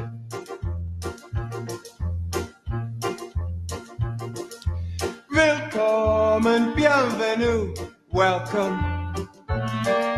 Fremder, étranger, stranger. Glücklich zu sehen, je suis enchanté. Happy to see you, live, rest, stay. You see by that, he's like fully transitioned into. Yeah. Transitioning. Yeah. Transition. Yeah. Good for him. In cabaret, cabaret, cabaret. Meine Damen und Herren, Mesdames et Messieurs, Ladies and Gentlemen. Where are your troubles now? Forgotten? I told you so. Yeah. So Sweet Jesus. But he's transgender, so he's the good guy.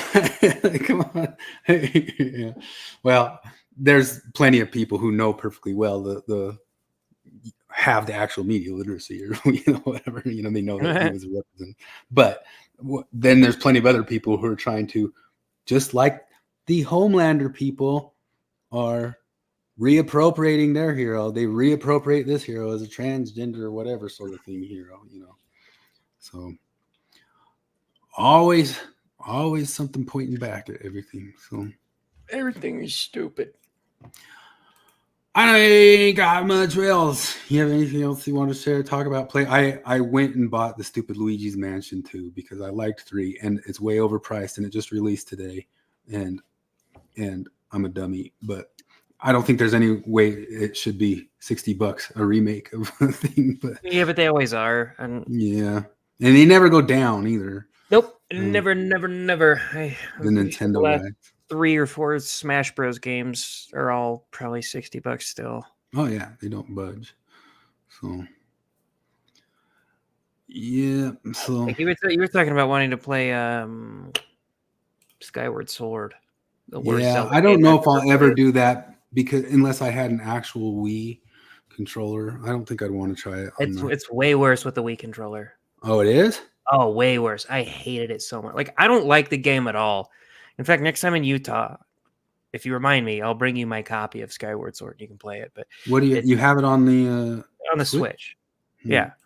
But it's so like one of the things you have to do is called the Skyward Slash, right? Which you point your sword straight up and it charges and you can shoot a blast out of it, right?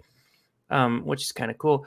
On the Switch version, you use the right stick to move your sword around. So if you point the stick straight up into the air, he does it pretty easily. With the fucking Wii, you have to point the Wii remote straight up in the air, and he'll start charging it, and then if you flinch even a tiny bit, he like loses the charge, and you have to restart. I hated it so much. It's like you gotta fly your bird. I don't know. I hated the Wii motion controllers more than most people did. So I don't know. Maybe you'd like it, but yeah, maybe so. Anyway. Oh yeah, the last little thought on immigration. There are little white women who complain it's too dangerous to walk alone at night, signing the petition to release violent criminals. Okay. Anyway, I don't got anything else. well, hot damn. Yeah, choices, reactions across the board, or that Biden's in bad shape. I mean, I don't. Listening to it so far, like I thought he was more lucid than I even thought he'd be, but it's just true that he just looked. He was terrible. more lucid than I thought he would be, but he definitely wasn't very lucid. He lost train of thought several times just in the shit that I was watching, and the Jake Tapper was really, really trying to shut him the fuck up. Like he would cut him off when he knew he was rambling too much.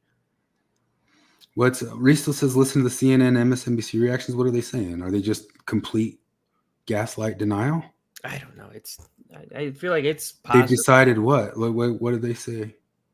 They probably decided that they need to replace him. But who would they replace him with? Like everybody, like even MSNBC's not trying to apologize for that.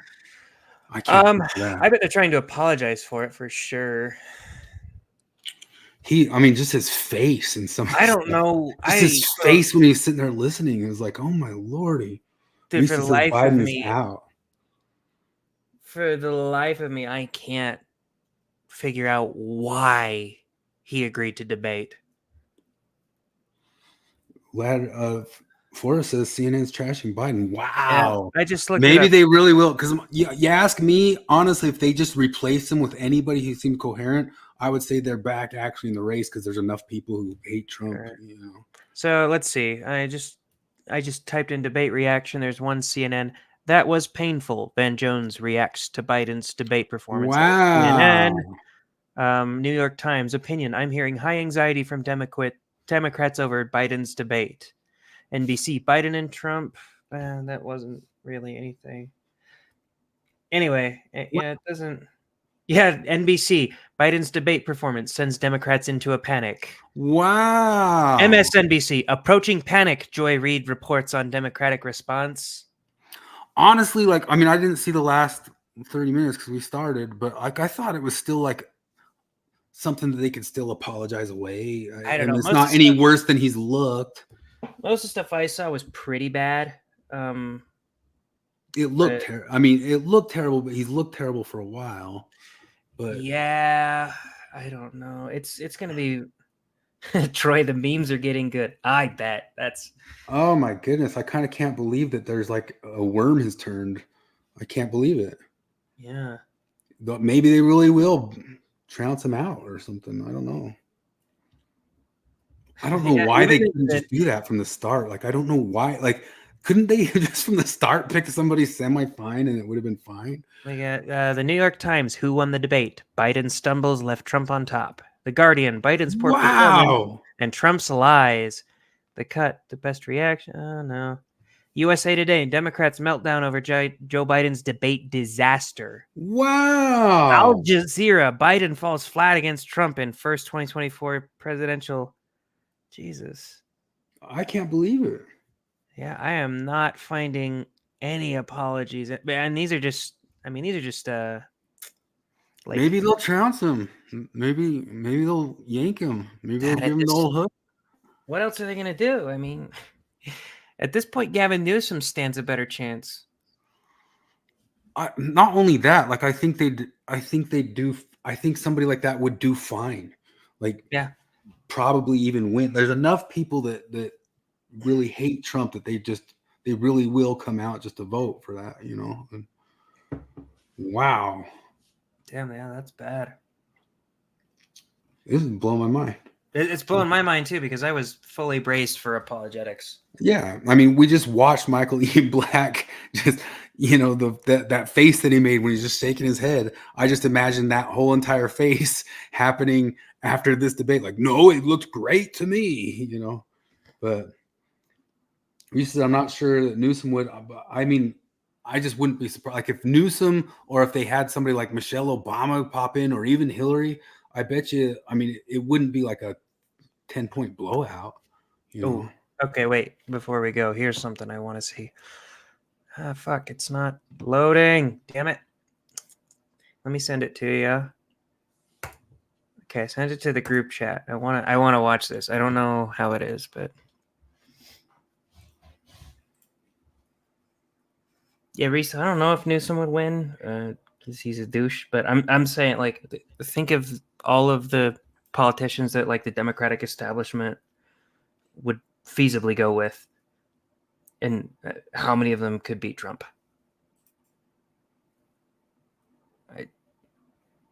Are you playing it? Oh, Booker. No, Booker's retarded. he's dumber than Kamala Harris. No, it's not pulled up. Why not? It says it is on my thing. Add to stage. Okay. There we go. You are, and that is the first presidential debate of the 2024 election cycle at a very unusual time with very unusual format. And I think with probably it's playing, right? Yeah, it's playing. Probably strange results. I mean, we'll see the response from both sides. But if you're the Biden campaign, I think you wish that this night will be remembered in reverse as the president became sort of stronger, including literally his voice, the strength of his voice over the course of the night, probably peaking towards the very, very end of the debate. For the Trump campaign, I think it's fair to say it was the inverse. President Trump, just in terms of his coherence and finishing a sentence and seeming to be in control of his own emotions, started off as strong as he was. The strongest point for him was at the very beginning of the debate. And then over the course of the night, he became less coherent and more visibly flustered. I don't think either of these campaigns, either of these candidates is going to feel like this was a shining moment for them. But So is that apologetics? Yeah, that's the closest to apologetics I've seen so far. The apologetics is Trump too. Yeah, well, I'm trying to figure out what she was saying. That was such a weird word salad. She's like, if you were the Biden campaign, you would hope this happened in reverse. Biden finishing really strong. Like, wait, are we still in the reverse thing? Yeah, I don't get that, and I don't know. Well, I don't know. I have to go back and watch the last half hour. I'm gonna watch the shit out of it. Yeah. Well, all right, everybody. Remember, you're that doomer meme. The whole, I hope this shitty thing will be funny. Yep. All right, everyone. All right, see ya. You have the morals of an alley cat. Yeah. Yeah. All right. Well, let's go watch some Matt. Yeah. Watch the apologetics fly, I guess. All right. See ya. Catch you later.